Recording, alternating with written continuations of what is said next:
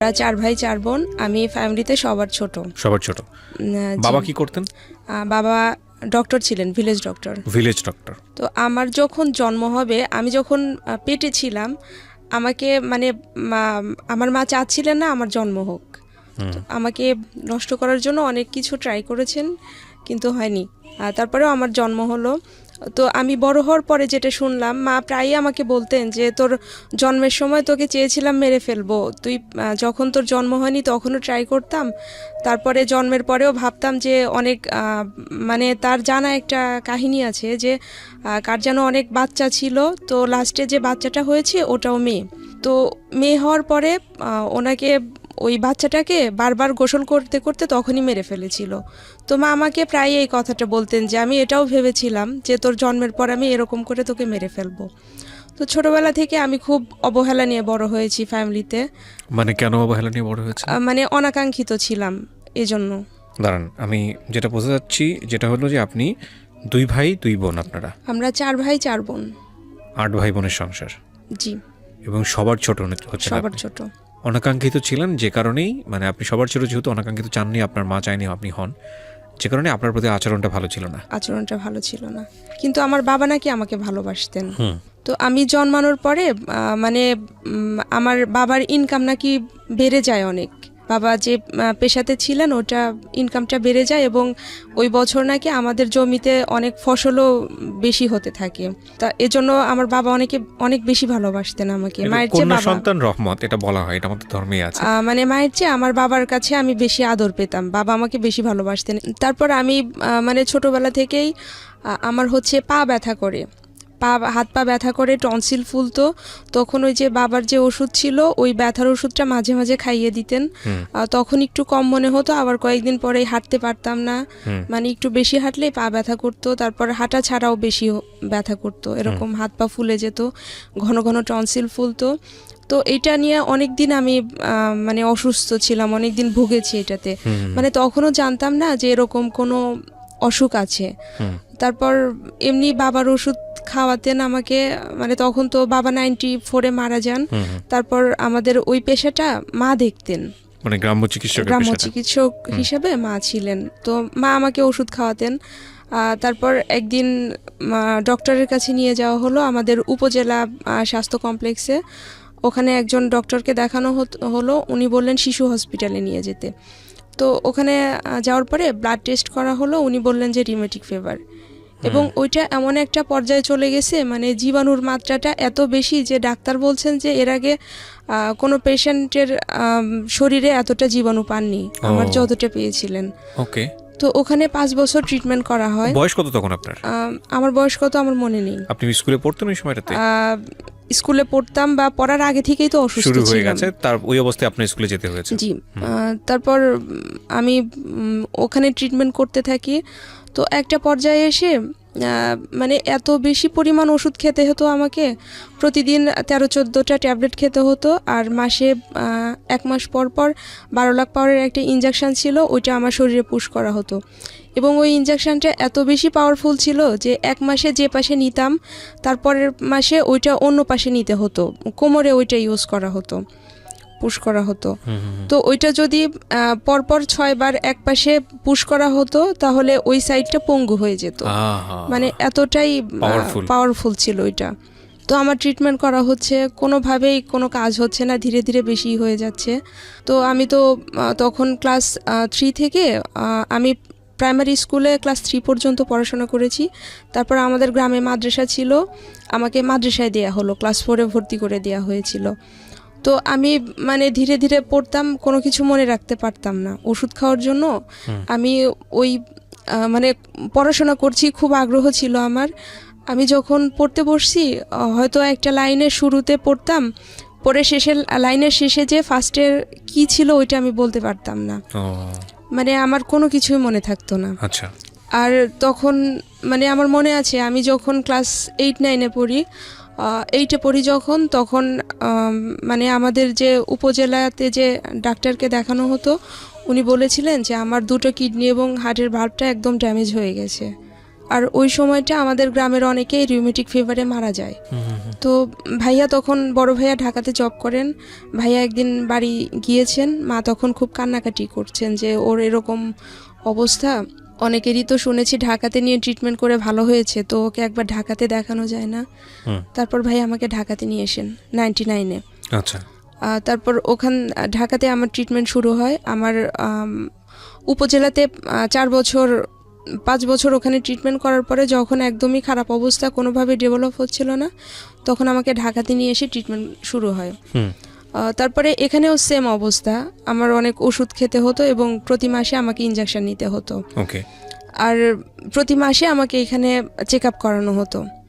তো ভাইয়া প্রতি মাসে আমাকে ওষুধ কিনে দিতেন এবং মাস শেষে যদি কোনো একটা ওষুধ কিনতে হতো, মাকে যদি বলতাম যে মা আমার ওষুধটা শেষ হয়ে গেছে, আমার ওষুধ কিনতে হবে, মা খুব রাগারাগি করতেন, বলতেন যে এত মানুষ মারা যায়, তুই মরতে পারিস না, তোর জন্য আমার সংসারে কোনো আয় উন্নতি হচ্ছে না, তোর পিছে যত টাকা খরচ করি এটা যদি আমি জমা করে রাখতাম তাহলে আমার অনেক কিছু করতে পারতাম আমি এই টাকাটা দিয়ে। উইথ ডিউ রেসপেক্ট, আমি এখানে একটা কথা বলি, মাদেরকে নিয়ে দুনিয়াতে আসলে কোনো আলোচনাই হয় না, সমালোচনাই হওয়া উচিত না। জি জি। এটা মারা যে খুব ইন্টেনশনালি করেন তাও না, তবে এটা ঠিক যে এটা ইম্প্যাক্ট ক্রিয়েট করে, কারণ ওই বাচ্চা কিন্তু ওই সময় বোঝার কথা না। মা হয়তো রাগে কষ্টে অন্যান্য চাপের কারণে এই ধরনের কথা বলে ফেলেন, কিন্তু এটা ঠিক যে আমরা তো সবাই বড় হয়েছি, আমরা ওই বয়সটাকে যদি একটু বোঝার চেষ্টা করি যে মা আমাকে কেন এরকম ব্যবহার করবে, মা আমাকে কেন এই কথাটা করবে। ছোটবেলায় মার হাতে মার খায়নি এরকম বাচ্চা খুব কমই আছে, হ্যাঁ, কিন্তু ওই যে মার খেলে যে নিজের ভিতরে এক ধরনের খারাপ লাগাটা তৈরি হয় বা এটা খুব এক্সট্রিম লেভেলে যে খুব বড় রকমের একটা ইম্প্যাক্ট তৈরি করতে পারে, এইটাও একটু মাদেরকে চিন্তা করতে হবে এবং প্যারেন্টাল সাইড থেকেও একটু চিন্তা করা উচিত। হ্যাঁ, কিছু কিছু বাচ্চা থাকে একবার বিয়ন্ড কন্ট্রোল, অনেক সময় দেখা যায় কিছু বলা যাচ্ছে না, তখন রাগে ক্ষোভে অনেক ধরনের বাজে কথা বলে ফেলে এবং যেটা হয়তো তার মনে একটা ইম্প্যাক্ট তৈরি করে। তবে এটা ঠিক যে আপনি যেটা বলছেন সেটা খুব দুঃখজনক, তবে আমি কেন জানি বলতে চাই যে আসলে মা তো মা হয়তো ওইটা মিন করে বলেননি। যাই হোক, বলেন তারপর। তবে আমার আপুকে আমার চেয়ে বেশি ভালোবাসতেন, এগুলো চোখে লাগে খুব। হ্যাঁ, মানে মা বলতেন যে আমার যে সন্তানরা আছে তাদের মধ্যে আমি আমার বড় ছেলেকে সবচেয়ে বেশি ভালোবাসি আর সেজো মেয়েকে সবচেয়ে বেশি ভালোবাসি। এনাদের দুজনকে নাকি মা আল্লাহর কাছ থেকে চেয়ে এনেছেন, এরকম বলতেন। তো আমি মানে ওই অসুস্থ থাকতাম, আর মানে ফ্যামিলিতে ছোট হলে ছোটরা সবসময় বেশি সাপোর্ট পায়, সবকিছু বেশি বেশি পায়, এটা আমি কখনোই পেতাম না। তো মা বলতেন যে তুমি তো হাঁটতে পারো না, তোমাকে বাহিরে দেব কি করে, তোমাকে এই গ্রামের মাদ্রাসাতেই পড়তে হবে। তো পড়তাম, আমি খুব আগ্রহী ছিলাম পড়াশোনাতে, যদিও ভালো স্টুডেন্ট ছিলাম না। আমার স্কুলে যখন পড়তাম ওই 7, 8, 5 আমার বই ওইভাবে কিনে দেওয়া হতো না, আমাকে যে যতগুলো সাবজেক্ট আছে সবগুলো বই কিনে দিবে এইভাবে দিত না, মানে আমার প্রতি কারো কোনো আগ্রহ ছিল না। পরে আমাদের গ্রামে যে ফ্রেন্ডরা ছিল ওদের কাছ থেকে আমি বই নিয়ে পড়তাম এবং শর্ত ছিল যে পরীক্ষার দিন ওদেরকে দেখাতে হবে।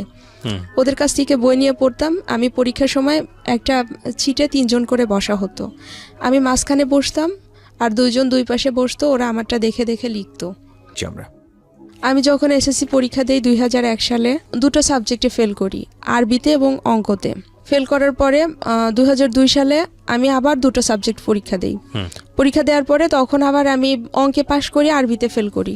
2002 সাল থেকে একটা নিয়ম চালু ছিল যে কেউ এক সাবজেক্টে ফেল করলে কলেজে ভর্তির সুযোগ পাবে। তো আমাকে কলেজে ভর্তি করে দেয়া হয় যে ইয়ার লস দিব না, তুমি কলেজে ভর্তি হও। তো কলেজে ভর্তি হলাম, হওয়ার পরে 1 বছর ক্লাস করলাম, আমি আবার এসএসসি পরীক্ষা দিলাম, আমি আবারও একটা সাবজেক্টে ফেল করলাম। ফেল করার পরে আমার কলেজের ভর্তিটা বাতিল হয়ে গেল। মানে কয়বার ফেল করলেন পরপর? 3বার। 3বার ফেল করলেন। মানে এমন ছিল যে আপনি পড়াশোনা করতেছেন কিন্তু আপনি মনে রাখতে পারছেন না? আমি মনে রাখতে পারছি না। আচ্ছা। আমি খুব পড়তাম, মানে সব সময় হয়তো বসে কোনো কাজ করছি, আমার পাশে বইটা খোলা আছে, আমি পড়ছি। মানে ও চেষ্টা করছে কিন্তু গিভ আপ করে নাই, ফেল করে যাচ্ছে কিন্তু আমি হাল ছাড়েনি। তারপর যখন আমার এসএসসি রেজাল্ট হতো আমি ফেল করতাম, মা খুব বকাঝকা করতেন যে তোর জন্য আমি সমাজে মুখ দেখাতে পারি না, তুই মরে যেতে পারিস না। মানে আমার ফ্যামিলিতে আমার কাজিন যারা ছিলেন ওনারা ওরা pass করে ভালো যেত। স্টুডেন্ট। প্রতি বছর এই এই এই বিশেষ সময়টা তাহলে ওর মনটা কেমন থাকতো? ও সারা বছর চেষ্টা করছে বা পারছে না। যাই হোক, তখন আমাদের প্যারেন্টাল জায়গাগুলো মানে ডেভেলপ করা উচিত। অনেক হ্যাঁ। সময় আমি সুইসাইড করার জন্য ট্রাই করেছি, কেন জানি হয়নি। তারপরেও পড়াশোনা চালিয়ে যেতাম। তো আমার ভাইয়া ভাবি দেশের বাইরে থাকতেন, ভাইয়া ভাবি মাকে চিঠি লিখতেন যে ও যে বেঁচে আছে এই তো অনেক কিছু, ওকে কখনো প্রেশার দিয়েন না, ও নিজের ইচ্ছা মতো যতটুকু পড়াশোনা করতে পারবে করবে। আবার রেজাল্টের সময় মা আবার রাগারাগি করতেন। তখন আমার সেজো কাকা ছিলেন, আমার কাকা মাকে খুব বোঝাতেন যে দেখেন ও যে আগ্রহ করে পড়াশোনা করে এই তো অনেক কিছু, ওর তো বেঁচে থাকারই কোনো কথা না। তো এইভাবে চলতে থাকে। তারপর 2003 সালে আমি এসএসসিতে আবার ফেল করার পরে মাকে বললাম যে আমি পড়াশোনা করব, তবে মাদ্রাসাতে পড়বো না, আমি মাদ্রাসার পড়াটা পারছি না, আরবিটা। তো আমি হাই স্কুলে ভর্তি হব। মা বললেন যে হাই স্কুল তো আবার দূরে, তোমাকে বাইরে যেতে হবে, তুমি তো হাঁটতে পারো না তখনও ঠিক মতো, মানে হাঁটলেই ব্যথা করে। তো তারপরে ওই সময় আমার এক রিলেটিভ একটা হাই স্কুলে জব করেন 2004 সালে। ওই সময় হচ্ছে আমাদের উপজেলাতে যে হাই স্কুল ছিল ওখানে ভর্তির ব্যাপারে আমার আপু কথা বলতে গিয়েছেন। তো ওই ভাইয়া আমাদের বাড়িতে এসেছেন, আসার পরে বলছেন যে আমার স্কুলে ক্লাস 9-এর রেজিস্ট্রেশন চলছে। তো আমার নামে একজন স্টুডেন্টের নাম ছিল, বলছেন যে ওই নামে আমি রেজিস্ট্রেশন করেছি, ওকে অন্য স্কুলে দেওয়ার দরকার নেই। তো আমি বললাম যে আপনার স্কুলটা তো বেশি দূরে, আমি ওইখানে যেতে পারবো না, আর আমি ওইখানে পড়বো না। ভাইয়া বললেন যে না, তোমার ক্লাস করতে হবে না, তুমি শুধু এসএসসি পরীক্ষাটা দিও। তো বললাম যে ঠিক আছে। তো তখন বই টই নিয়ে বাড়িতে পড়ি। তো আমি তো সারা জীবন মাদ্রাসায় পড়ে এসেছি, ক্লাস 4 থেকে এসএসসি পর্যন্ত। তো তখন মানে বুঝতে পারছিলাম না, অঙ্কটাও জটিল লাগে, ইংলিশটাও জটিল লাগে। 3 মাস কোচিং করলাম। কোচিং করার পরে আমি হাই স্কুল থেকে আবার পরীক্ষা দিই 2005-এ। ওখানে পরীক্ষা দিয়ে আমি আবার অঙ্কে ফেল করি। আচ্ছা। অঙ্কে ফেল করার পরে তারপর প্রাইভেট পড়তাম, মানে 4 বার ফেল হলো? 4 বার ফেল হলো। এসএসসি 4 বার? এসএসসি 4 বার। আমার গ্রামে একজন টিচার ছিলেন, প্রাইমারি স্কুলের টিচার, ওনার কাছে আমাদের ফ্যামিলি সবাই প্রাইভেট পড়তো। তো আমি স্যারের কাছে প্রাইভেট পড়তাম অঙ্ক। উনি আমাকে এমনভাবে অঙ্ক করাতেন, আমি কিছু না বুঝলেও ওই মুখস্থ করে ফেলতাম অঙ্ক করতে করতে। ওকে। তো এইভাবে আমি 2006 সালে এসএসসি পাশ করি। আপনি শেষমেশ পাশ করলেন? শেষমেশ 5 বারের বার গিয়ে না 6 বারের বার? 5 বারের বার। 5 বারের বার। আচ্ছা। 5 বারের বার আমি এসএসসি পাশ করি। তো এসএসসি পাশ করার পরে আমার কখনো মনে হয়নি যে একবার ফেল করে 2 বার ফেল করছি, লেখাপড়া বন্ধ করে দেই, 3 বার ফেল করেছি? না, আমার এটা মনে হতো না। সবাই যখন আমাকে নিয়ে হাসাহাসি করতো, গ্রামের অনেকেই বলতো যে ও জীবনে কোনোদিন পাশ করতে পারবে না, ও যদি কখনো পাশ করে আমার হাতের তালু দিয়ে গাছ বের হবে। একটা জিনিস মনে রাখবেন, এই মেয়েটা যে চেষ্টাটা করছে, এই চেষ্টাটা কারণে সে 5 বার পর্যন্ত যেতে পেরেছে। এটাকে যেন আমরা বড় করে দেখি, 1। আর 2 নম্বর হচ্ছে যে ও যে উইকনেস ফেলটা করছে, এই ফেলটার কারণটা হলো ওর ছোটবেলায় যে বিশাল রকমের একটা অসুখ হয়েছিল, সেই অসুখটা, এবং যার কারণে ওর মেমোরিটা লাস্ট করে না। মানে পড়ছে, কিন্তু পড়তে গেলেও সারাদিন পড়ছে কিন্তু মনে রাখতে পারে না। ও যেটা বলছিল একটু আগে, যে একটা বাক্য পড়ে শেষ মাথায় আস্তে আস্তে বাক্যের প্রথমে কি আছে সেটা আমি মনে রাখতে পারি না। যাই হোক, সেখানে আসলে কারোরই কোনো কন্ট্রিবিউশন ছিল না, নট ইভেন ফ্যামিলি। ও নিজের চেষ্টায় 5 বারের গিয়েও পাশ করেছে। তারপর আমার ভাবি বললেন যে তুমি এবার এসএসসি পাশ করলে তুমি কি পড়বা? মার ইচ্ছা ছিল ডিপ্লোমাতে ভর্তি করবে। তা আমি বললাম যে মা, আমার তো সাহিত্য নিয়ে অনার্স করার ইচ্ছে, আমি যদি ডিপ্লোমা পড়ি আমি অনার্স করতে পারবো না। আমি কলেজে ভর্তি হই। ওই ফার্স্টে ফেল করার পরে যে কলেজে ভর্তি হয়ে আমি কলেজ থেকে বের হয়ে আসি, আমি এসএসসি পাশ করার পরে ওই কলেজে আবার ভর্তি হই। ভর্তি হওয়ার পরে ওই কলেজে পড়াশোনা করতাম। আগে যে স্যাররা ছিলেন 2002 সালে 2006 সালে ওই স্যাররা আছেন। তো অনেকেই তাকিয়ে থাকেন, আমার তো আগের কাহিনীটা অনেক স্যারই জানেন। তো ওই কলেজে একজন ইংলিশ টিচার ছিলেন, উনি ভীষণ ভালোবাসতেন আমাকে এবং অনেক উৎসাহ দিতেন সব কিছুতেই। উনি চাইতেন আমি ভালো কিছু করি। আর আমি ছোটবেলা থেকেই লেখালেখি করতাম, কবিতা লিখতাম। আর আমি যতবার রেজাল্ট খারাপ করেছি, এসএসসিতে ফেল করেছি, দেখা যেত তখনই আমি একটা না একটা কবিতা লিখতাম যে আমি ফেল করেছি, আমাকে হার মানা যাবে না, আমি যেন আরো ভালো কিছু করতে পারি, এইটা নিয়ে আমি কবিতা লিখতাম। তো আমি যখন 2008 সালে এইচএসসি পাশ করি, আমি অ্যাডমিশন দেই অনার্সে ভর্তির জন্য। তো তারপর আমি যখন ফার্স্ট অ্যাডমিশন দেই, তখন আমি অনার্সে চান্স পেয়ে যাই, কিন্তু আমার ফ্যামিলি থেকে আমাকে ভর্তি করে না, আমাকে বাহিরে রাখবে না, আমাকে অনার্সে পড়াবে না। তো তারপর ডিগ্রিতে এনে ভর্তি করে দেয়া হয় আমাদের উপজেলাতে যে কলেজ আছে ওখানে। তো আমি আমার যে কলেজে যে ইংলিশ স্যার ছিলেন উনি এটা নিয়ে খুব মন খারাপ করেন যে তুমি চান্স পেলে তোমার ফ্যামিলি কেমন তোমাকে ভর্তি করলো না। তো আপু পছন্দ করে বিয়ে করেছিলেন। তো আমি যদি বাহিরে থাকি, আমি যদি এরকম কিছু করি, এজন্য ওর সব চাপটা আমার উপর আসতো।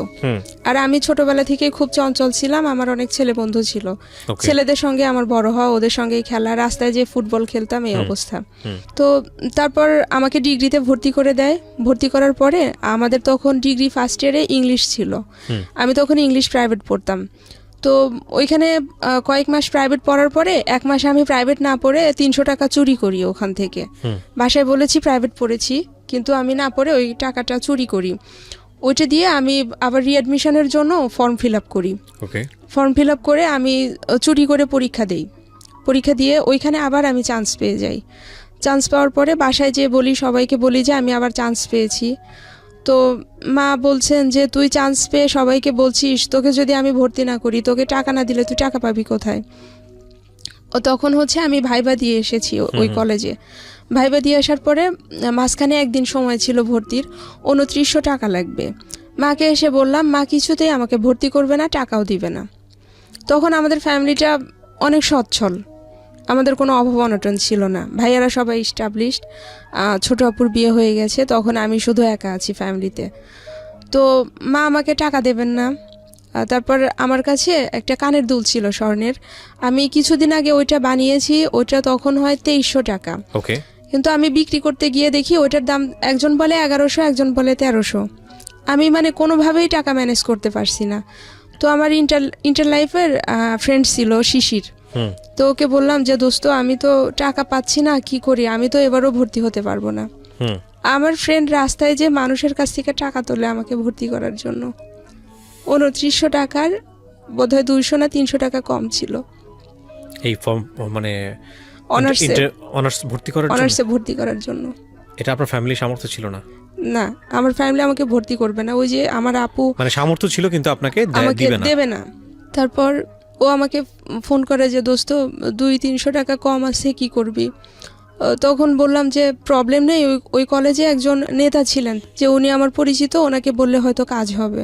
তখন আমি ফোনে কথা বলছি, মা তখন ওইটা শুনতে পেয়েছেন। মা শুনে বলছেন যে তুই কার কাছে টাকা নিচ্ছিস? তো বলতেছে যে তুই ওর কাছ থেকে টাকা নিচ্ছিস, এইটা দিবি কিভাবে? আমি বলছি যদি কোনোদিন শোধ করতে পারি করব, না হলে আমি করব না। তারপর মা তখন বলছে যে ওর কাছ থেকে টাকা নিতে হবে না, আমি তোকে টাকা দিব, তবে একটা শর্ত আছে। তো বললাম কি শর্ত? মা বলছেন যে তুই কোনোদিন ভার্সিটিতে ক্লাস করতে পারবি না। কেন চাচ্ছিল না যে আপনি ক্লাসে যান? ওই যে বললাম না যে আপু রিলেশন করে বিয়ে করেছিলেন। তো আপনার মায়ের ধারণা ছিল যে আপনিও শুধু মায়ের ধারণা না, আমাদের ফ্যামিলি সবার ধারণা ছিল ভার্সিটি গেলে প্রেম করবে। হ্যাঁ, ভার্সিটিতে গেলে প্রেম করবে। আর আমার আপু অনেক ভদ্র ছিলেন, খুব কম কথা বলতেন, ওকে সবাই খুব বিশ্বাস করত। আর আমি খুব চঞ্চল ছিলাম, আমাকে কেউ বিশ্বাস করতো না। বললাম যে ঠিক আছে, তুমি আমাকে অন্তত ভর্তিটা করে দাও, আমি কোনোদিনও ক্লাস করব না, আমার শুধু একটা ইচ্ছেটা পূরণ হোক যে আমি অনার্সে ভর্তি হয়েছি। তারপর ভর্তি হলাম। ভর্তি হওয়ার পরে এখন কলেজে যাব, কলেজে যেতে দেবে না, যে সপ্তাহে একদিন যাই, একদিনে 100 টাকা দিত, যে ঠিক আছে তুমি যাও। সকালে আমাদের বাড়ি থেকে আমাদের উপজেলাতে যেতে 1 ঘন্টা সোয়া ঘন্টা সময় লাগতো, এবং ওখান থেকে একটা বাস যেত আমাদের জেলা শহরে, ওইটা সকাল 7:10, এবং ওই সকাল 7:10 বাসটা ধরার জন্য আমার বাড়ি থেকে আমাকে ভোর 4:45 বের হতে হতো। তো আমি রাত্রে 3:30টার দিকে উঠতাম। আমার সেজো ভাবি ছিলেন, ওনার অবদানটা আমি কোনোদিনও শেষ করতে পারবো না। আমার প্রতি ওনার যে অবদান, আমি ওনার কাছে চিরঋণী। তো ভাবি ওই 3:30টায় উঠে আমার জন্য রান্না করতেন, রুটি বানাতেন, সবকিছু করে দিতেন। তো আমি তখন ওই ভোর 4:45টায় বাড়ি থেকে বের হতাম, ক্লাসে যেতাম। 2-1 মিনিট লেট হলে স্যার ক্লাসে ঢুকতে দিতেন না। আচ্ছা। তো স্যারকে একদিন বললাম, স্যার আমি তো দূর থেকে আসি, আমাকে যদি ক্লাসে না ঢুকতে দেন আমার প্রবলেম হয়ে যাবে। তো এরপর ক্লাসে গেলে স্যার ঢুকতে দিতেন। আচ্ছা। তো অনার্স ফার্স্ট ইয়ার যখন ফাইনাল এক্সাম, মাকে বললাম যে আসলে এইভাবে তো সম্ভব হচ্ছে না, সপ্তাহে একদিন ক্লাস করে আমি তো রেজাল্ট খারাপ করব, তো আমাকে ওখানে থাকতে দিতে হবে। তো ভাইয়াদের সাথে কথা বললেন, মানে শর্ত একটাই ছিল, ফাইনাল এক্সাম শেষ হলে চলে আসতে হবে। 3 মাসের জন্য আমি ওখানে একটা বাসায় যেয়ে উঠি।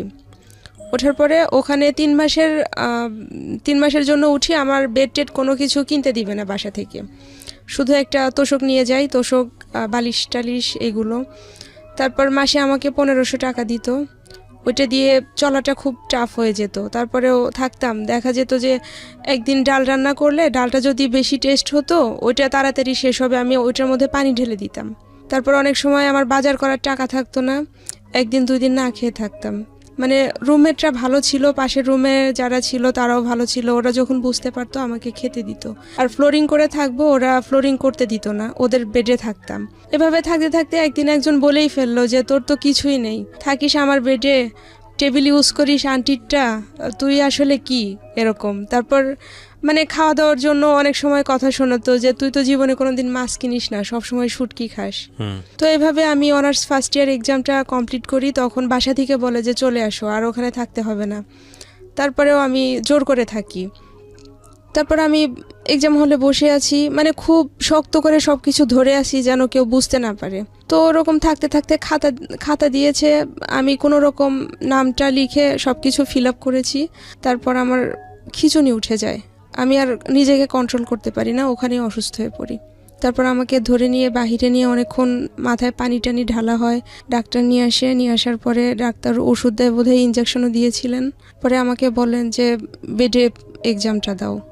এমনিতেই ওই দিনের ওই সাবজেক্টটা অনেক হার্ড ছিল, তারপরে অসুস্থ, যদি বেডে দেই তাহলে তো আরও খারাপ হবে। পরে আমি 4 ঘন্টার মধ্যে 1.5 ঘন্টার বেশি লিখতেই পারিনি। তারপরে কোনোভাবে আমি এক্সামটা শেষ করি। এক্সাম শেষ করে যখন বের হই, ওই কলেজের ভাইস প্রিন্সিপাল স্যার ছিলেন। তো স্যার আমাকে ডেকে বলছেন যে তোমার মানসিক প্রবলেম কবে থেকে। আমি বললাম স্যার আমার তো মানসিক প্রবলেম নেই। স্যার বললেন যে আমি সবই জানি, এই প্রবলেমটা আমারও ছিল। তো উনি ঢাকা মেডিকেল কলেজের এক ডক্টরের অ্যাড্রেস দিলেন। উনি আমাকে বললেন যে কালকে এক্সাম নেই, তুমি ঢাকায় চলে যাও, ওনাকে দেখাও, তোমার যে অবস্থা তোমার আরও খারাপ কিছু হবে। তো আমি ঢাকাতে আসি, ওইখানে ডাক্তার দেখাই। দেখানোর পরে ধীরে ধীরে এতটাই বেশি হয়ে যায় যে আমি মানে রুমে থাকলে একা থাকতে পারতাম না। যখনই একা হতাম তখনই সুইসাইড করার ইচ্ছে করতো। তারপর আমি ওড়না পরতে পারতাম না, ওড়না দেখলেই মনে হতো যে আমি ওড়না নিয়ে ফাঁসি নেই। যখন আমার ওরকম খারাপ লাগতো, আমার রুমের যত কাপড় ওড়না জাতীয় যত কিছু আছে আমি নিয়ে পাশের রুমে রেখে আসতাম। ওয়াশরুমে যেতাম, ওয়াশরুমে যে একা থাকতাম, ওই সময়টাও মনে হতো আমি ফাঁসি নেই। আচ্ছা, এই ফাঁসি নেওয়ার মোমেন্টটা আপনি ব্যাখ্যা করতে পারেন যে কি মনে হতো, যে ফাঁসি নিলেই আরাম, এরকম কোনো কিছু? হ্যাঁ, মনে হতো যে আমি ফাঁসি নিয়ে ঝুলে পড়ি, তাহলে আমার ভালো লাগবে, হয়তো আমি সব কিছু থেকে মুক্তি পাবো। জীবনের সবচাইতে ভয়াবহতম, মানে এরপরে আর অনুভূতি হয় না। যাদের জীবনে এই ঘটনাগুলো ঘটে গেছে তারা বুঝতে পারবে। একটা কথা আছে না যে সাপের বেদনা সেই বুঝতে পারে, সাপের দংশন যে করেছে, তাছাড়া আসলে বুঝতে পারে না। একটা মানুষ যখন মৃত্যুকে সবচাইতে সেফ মনে করে, একটা মানুষ যখন মনে করে মৃত্যু মানে শান্তি, তার মানে দুনিয়ার সবচাইতে এক্সট্রিম পেইন তার মধ্যে আছে। নইলে কে তার জীবনকে ভালোবাসে না বলেন? সবাই তো তার জীবনটাকে ভালোবাসে। মানে জীবনকে মানুষ যে কত বেশি ভালোবাসে সেটা যখন মানুষ বাঁচতে পারে না এরকম একটা সিচুয়েশনে পড়ে যায় তখন বোঝা যায়। আধা ঘন্টা বেশি বেঁচে থাকবে, এর জন্য যদি একটা মানুষকে খুন করতে হয় সেটার জন্য সে রাজি হয়ে যায়। এই হচ্ছে বাঁচার তীব্রতা। তো ওই মানুষটা নিজের জীবনটাকে স্যাক্রিফাইস করতে চাচ্ছে, তার মানে তার লাইফটা কতটা পেইনফুল। এগুলো একটু ভাবার বিষয়, হ্যাঁ। কারণ আমরা আসলে সমস্যা কি, আমরা আসলে সবাই পাশের মানুষটাকে নিয়ে ভাবি না, এবং ভাবি না বলে আমাদের জীবনটা অনেক বেশি জটিল। জীবনের সহজ কিছু সূত্রের মধ্যে একটা সূত্র হচ্ছে আশেপাশের মানুষজনকে নিয়ে ভাবা। আপনি যদি আশেপাশের মানুষজনকে নিয়ে ভাবেন, তাহলে আপনার যখন দুঃসময় আসবে তখন ওই মানুষগুলো আপনাকে নিয়ে ভাববে। আর না ভাবলেও আপনি তো হিউম্যান বিং, তাই না? তো আপনারও তো একটা মেন্টাল স্যাটিসফ্যাকশনের জায়গা আছে, যে দুনিয়াটা তো আসলে এরকম না যে আসলাম, খেলাম, নিজে নিজে ভোগ করলাম, মরে গেলাম, শেষ। It is not life. এই কারণেই বলছি যে এই ফিলটা খুব জরুরি। কারণ আজকে আপনি যে অবস্থায় আছেন, যদি সেটা ভালো অবস্থা ধরে নেই, কালকে যে আপনি একটা ডিজাস্টার মোমেন্টে থাকবেন না, এই গ্যারান্টি আপনাকে কে দিচ্ছে? এনার চাইতে হয়তো ভয়াবহ অবস্থা থাকতে পারেন। ফিলিংসটা আসলে খুবই জরুরি। বলেন, তারপর কি হলো? তো তারপর আমি ওই 2টো এক্সাম খুব কষ্ট করে শেষ করলাম। আমি জানি যে যেদিন এক্সাম হলে অসুস্থ হয়েছিলাম ওটা আমি ফেল করব। আমি আশাই মানে পাশ করব যে এরকম আশা আমার ছিল না। ঢাকাতে যখন ডাক্তার দেখাতাম, ওনা আমাকে থেরাপি নিতে বলতেন, সাইকোথেরাপি। তো এটা নেওয়া হয়নি। তো এখানে যে ডাক্তারটা দেখাতাম ওনা আমাকে এতটাই পাওয়ারফুল ওষুধ দিতেন, ওষুধ খাওয়ার পরে আমি বালিশে মাথা রাখতে পারতাম না, আমার মাথা মনে হতো যে সম্পূর্ণটা পচে গেছে, সারা মাথা একদম নরম। তারপর আমার মুখ টুক ফুলে ঠোঁটটা আমার এত দূর পর্যন্ত নেমে এসেছিল, কান ফুলে অনেক বড় হয়ে গিয়েছিল। তো আমি 15 দিন আমাকে ওষুধ দিয়েছিল, 15 দিন ওষুধ খাওয়ার পরে আমার মানে চুলগুলো অনেক বড় আর সুন্দর ছিল। 15 দিনে আমার মাথার যত চুল পড়ে গেছে আমার সারা জীবনে কোনো দিনে এত চুল পড়েনি। পরে আবার ওনাকে প্রতি মাসে দেখাতে হতো, 15 দিন 21 দিন মানে ডিপেন্ড করতো। তারপর একদিন ওখানে গিয়েছি, যাওয়ার পর দেখি ডক্টর আসেননি, ওনার লেট হবে আসতে, আরেকজন ছিলেন। তো ওনাকে প্রেসক্রিপশান দেখালাম, উনি আমাকে বলছেন যে আপনি কি আমাকে দিয়ে প্রেসক্রিপশান করাবেন? তো বললাম যে হ্যাঁ আপনি করে দেন। পরে ওনা আমার আগের প্রেসক্রিপশান দেখে বলছে কি যে এই ওষুধগুলো মানুষের যখন মানে মেন্টাল যারা অসুস্থ তাদের একদম শেষ পর্যায়ে যখন চলে যায় তাদেরকে এই ওষুধগুলো দেয়া হয়। আর আপনাকে যে ওষুধটা দিয়েছে আপনি বলছেন চুল পড়ে যাচ্ছে, এইটা খেলে মানুষের চোখের ভ্রু পর্যন্ত পড়ে যায়। ও মাই গড। ওনার ওষুধ খেলাম, পরে যাকে দেখালাম ওনারটা খাচ্ছি, মানে একই অবস্থা, কমে না। ওই দেখা যেত যে এমন অবস্থা ছিল যে আমি টিভিতে কোনো কাপলের নাটক দেখতে পারতাম না, পেপারে কোনো কাপলের ছবি দেখতে পারতাম না, রাস্তায় বের হলে কোনো কাপলকে দেখলে আমি অসুস্থ হয়ে যেতাম, আমার খিঁচুনি উঠে যেত। তারপর হয়তো রাস্তা দিয়ে যাচ্ছি, কোনো বিয়ের গাড়ি যাচ্ছে বা কোনো বউ সাজে কেউ যাচ্ছে, তাকে দেখলে অসুস্থ হয়ে যেতাম। এজন্য যখন ওখানে থাকতাম ওই বাসাতে, আমি শুক্রবারে সব ফ্রেন্ডরা মিলে ঘুরতে যেতাম, আমি শুক্রবারে বের হতাম না। ওই দিন হচ্ছে বিয়ে টিয়ে বেশি থাকতো, বিয়ের গাড়ি টাড়ি সাজালে ওইটা দেখলে আমি অসুস্থ হয়ে পড়তাম। তারপরে ঢাকা মেডিকেল কলেজের যাকে দেখাতাম ওনাকে অনেক দিন দেখালাম, কিন্তু কোনো ডেভেলপ হলো না। পরে আমি এখন বঙ্গবন্ধু মেডিকেল কলেজে একজন সাইকিয়াট্রিস্টকে দেখাচ্ছি, ওনাকে দেখিয়ে আমার অনেকটা ডেভেলপ হয়েছে। আমি এখন জব করছি, ভালো আছি। জবটা কবে হলো আপনার? জবটা হয়েছে আমার 2018 নভেম্বরের 15 তারিখে। 2018 নভেম্বরের 15 তারিখে ঢাকাতেই? জি, একটা প্রাইভেট কোম্পানিতে আছি। আপনি বাংলায় পড়েছেন কিন্তু আপনি কাজ করছেন অন্য ডিফারেন্ট জি। তো নিজেই আর্ন করছেন, নিজেই নিজের সংসার চালাচ্ছেন, নিজের যে সংসার বলতে বোঝেন ব্যাচেলর লাইফ? জি। বিয়ে শাদী হয়নি এখন পর্যন্ত? জি না। আপনার গল্পটা আপনি কেন বললেন রেডিওতে? আসলে আমি বললাম এই জন্য যে একজন মানুষ চাইলে অনেক কিছু করতে পারে, তার আত্মবিশ্বাস এবং তার পরিশ্রম থাকতে হবে। যে আমি কিন্তু হার মানিনি, আমি এসএসসিতে 4 বার ফেল করে 5 বারের বার এসএসসি পাশ করেছি, আমি অনার্স করেছি, মাস্টার্স করেছি, এবং যখন অনার্স ফাইনাল পরীক্ষা দেয় তখন আমি মানসিকভাবে অসুস্থ ছিলাম, ভয়ঙ্কর অসুস্থ। মাস্টার্সে যেও আমার সেম অবস্থা, আমি অনেকবার সুইসাইড অ্যাটেম্প্ট করতে গিয়েছি, আমি সহ্য করতে পারতাম না। তারপরে আমি কিন্তু হার মানিনি। আমিও চাই যে আসলে কেউ যাতে হার না মানে, কেউ যেন হার না মানে। আমি রাইট, বলেন প্লিজ। এবং আল্লাহ হচ্ছে সত্যি ধৈর্যশীল ব্যক্তিকে পুরস্কৃত করেন, আমার মনে হয় আমি তার চরম দৃষ্টান্ত। ডেফিনেটলি। আমি সবসময় আপনাদেরকে যে কথাটা বলি, the real heroes are always unknown in the world. এই ভদ্রমহিলার কথা কিংবা ভদ্রমহিলার মতো যারা আছেন আমাদের সমাজে, তাদের কথা ইতিহাস কখনো লিখবে না। নাটক, মঞ্চ, কিংবা আমি যদি বলি সিনেমায় কিংবা ইতিহাসের বইয়ের পাতায়, মোটা বইয়ের পাতায় যাদের নাম স্বর্ণাক্ষরে লেখা হয়, তারা অনেক হাই প্রোফাইলের মানুষ, আমাদের জায়গা থেকে অনেক হাই প্রোফাইলের মানুষ। কিন্তু আমরা যারা, প্রত্যেকটা মানুষ যারা দেখছেন, যে মানুষটা এখানে বসে আছেন ইনক্লুডিং মি, আমাদের প্রত্যেকের লাইফেই কিছু না কিছু স্ট্রাগল আছে, কিছু না কিছু ব্যাপার আছে যেগুলা কোনো অংশেই তাদের থেকে কম নয়। আপনি মোটিভেশন নিতে পারেন আমাদের দীপার কাছ থেকে, কারণ দীপা হওয়া যায় জীবনে, দীপা হওয়া খুব সহজ। কিন্তু আপনি যদি ফ্লোরেন্স নাইটিঙ্গেল হতে চান, কিংবা আপনি যদি আরও বড় কোনো ফিগার হতে চান, যেটা আপনার ইতিহাসের বই থেকে, মোটা বই থেকে আপনি শিখেছেন, তাহলে জীবনটা অনেক দুর্বিষহ হতে যাবে, কারণ this is a very unique piece. কিন্তু এরকম দীপা সমাজে অনেক আছে, আপনি চাইলেই দীপা হতে পারেন। এরকম অনেক আছে আমাদের সমাজে, যাদেরকে আমি আমার জীবন গল্পে এনেছি, যারা নিজের জীবনটা যদি শুধু হাল ছেড়ে দিত তাহলে হয়তো পৃথিবী থেকে হারিয়ে যেত, কিন্তু হাল ছাড়েনি। এবং তাদের জায়গাটা থেকে স্বাবলম্বী জায়গায় আসাটা, এটা একটা ভয়ঙ্কর রকমের যুদ্ধ, এবং এই যুদ্ধ কোনো অংশেই বিশ্বযুদ্ধের চেয়ে কম নয় আমি মনে করি, কারণ নিজেকে উতরে যাওয়ার যুদ্ধ, এটা অনেক বড় যুদ্ধ। থ্যাংক ইউ, অনেক ভালো থাকেন আপনি। ধন্যবাদ তবে এই আপনাকে। মানুষগুলোর হাতেই অনেক বেশি ক্ষমতা আসা উচিত, আপনার মতো মানুষের হাতে, কিংবা এই মানুষগুলোর হাতেই অনেক অনেক বেশি টাকা আসা উচিত। কেন বলেছি জানেন? কারণ আপনি বুঝতে পারবেন যে আপনার মতো যে একজন ভিকটিম আছে তার কষ্টটা কি। প্রিয় শ্রোতা, আপনারা শুনছেন জীবন গল্প, আমি আর জি কিবরিয়া আপনার সঙ্গে রয়েছি। আমন্ত্রণ জানাচ্ছি জীবন গল্পের আরো একটি এপিসোডে। আমার সঙ্গে যিনি গেস্ট রয়েছে, চলুন তার সঙ্গে একটু পরিচিত হই। যে প্রথমে আপনার নাম এবং পরিচয়টা একটু বলুন। আমার নাম মোহাম্মদ সুলতান কবির। সুলতান কবির। জি। বয়স কত? বয়স 23 বছর। 23 বছর। জন্ম জেলা? জন্ম চুয়াডাঙ্গা জেলা, থানা জীবননগর, গ্রাম খয়ের হুদা। খয়ের হুদা। জি, খয়ের হুদা। সুলতান কবির, আমরা শুরু করি যেখান থেকে বলার, অ্যাজ ইউজুয়ালি যেটা হয় ছোটবেলা থেকে। বলুন আপনি। আমি জন্মগ্রহণ করেছি খয়েরুদা গ্রামে, অতি নিম্নবিত্ত পরিবারে। আসলে আমি জন্ম থেকে শারীরিক প্রতিবন্ধী বলতে যেটা বোঝে সেটা হচ্ছে যে আমি জন্ম থেকেই এক চোখ দিয়ে দেখি না, আমার জন্ম থেকেই এক চোখের সমস্যা। অ্যাকচুয়ালি যেটা বিষয় সেটা হচ্ছে যে আমি খুব কাছ থেকে জিনিসগুলো দেখি, আমি দূরের বিষয়গুলো মানে দূরের জিনিসগুলো দেখি না। আপনি কি আমাকে দেখতে পাচ্ছেন এখান থেকে? জি, একটু দেখা যাচ্ছে। একটু দেখা যাচ্ছে না? হ্যাঁ। কালার বোঝেন আপনি? কালার? জি, কালার বুঝি, কারণ এই এখন যে আলোর যে প্রতিধ্বনিটা এটা আমার চোখে লাগতেছে, তো এই জন্য আসলে আপনাকে ক্লিয়ারলি বোঝা যাচ্ছে না, বাট বোঝা যাচ্ছে যে আপনার মুখটা একটু দেখা যাচ্ছে। একটু দেখা যাচ্ছে। জি। আমার বাবা তখন ভাঙাড়ির দোকানে কাজ করতো। আচ্ছা। তো আসলে সেই সময় ভাঙাড়ির দোকানে কাজ করে মানে তেমন আয় হতো না। তো যেটা বেশি সেটা হচ্ছে যে মানে এরকম মানে পজিশনটা আসলো যে আসলে আমার তো চোখের এই অবস্থা, কারণ আমাদের ফ্যামিলিতে এরকম চোখের কারো কোনো ধরনের কোনো সমস্যা নেই।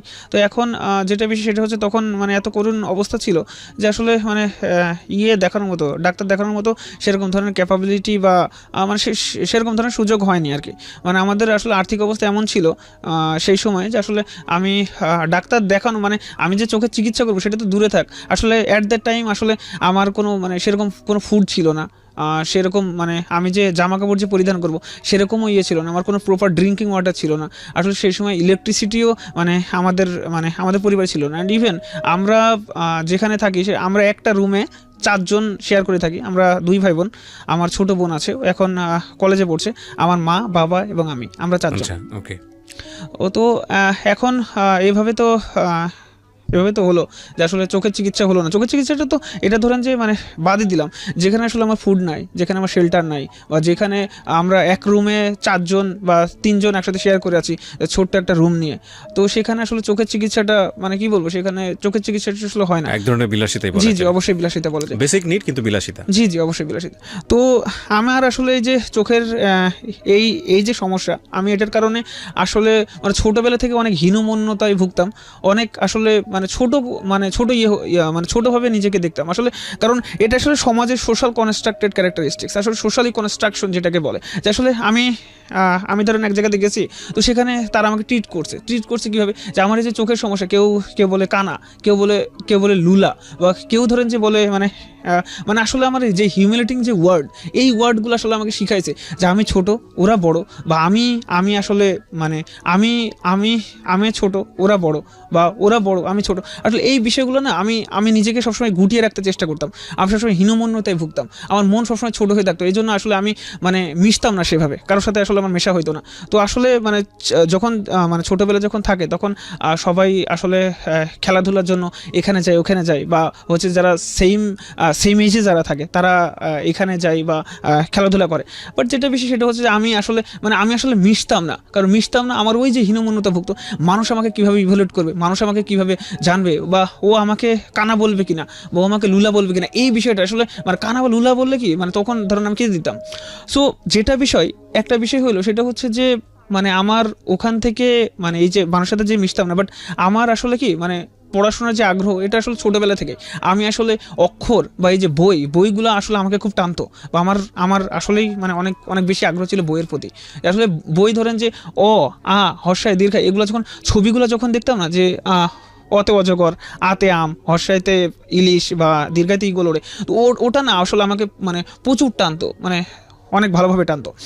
এরপর আসলে যে আমার বইয়ের সাথে বন্ধুত্ব শুরু হয়, আমি যে আগে বললাম মানে বইয়ের সাথে বন্ধুত্ব। জি, বইয়ের সাথে বন্ধুত্ব শুরু হয়। আমি ওই যে বললাম যে আমার ছবি বা অক্ষর এগুলো আসলে আমাকে খুব টানতো। তো এরপর আসলে আমার হচ্ছে বাসার পাশেই প্রাইমারি স্কুল, খয়রুদা সরকারি প্রাথমিক বিদ্যালয়, আমি ওখানেই ভর্তি হই। মানে আমার পাশে। তো আসলে আমি ক্লাস 1 থেকে 3 পর্যন্ত মানে পড়েছি, বাট আসলে ওরকম মানে ভালো মানে আসলে গাইডেন্স পাইনি বা আসলে ওভাবে পড়াশোনা হয়নি। বাট আমি ক্লাস 4-এ আসলে একটু পড়াশোনা করে আমার রোল 9 হয়ে যায়। তো রোল 9 হয়ে যায় আমার জীবনের মানে ছোটোবেলা যদি টার্নিং পয়েন্ট বলি তাহলে সেটা ক্লাস 5। আমি ক্লাস 5-এ আমার টার্নিং পয়েন্ট হয়, কারণ আমি ক্লাস 5-এ হচ্ছে রোল নাম্বার আমি হঠাৎ করে ফার্স্ট হয়ে যাই।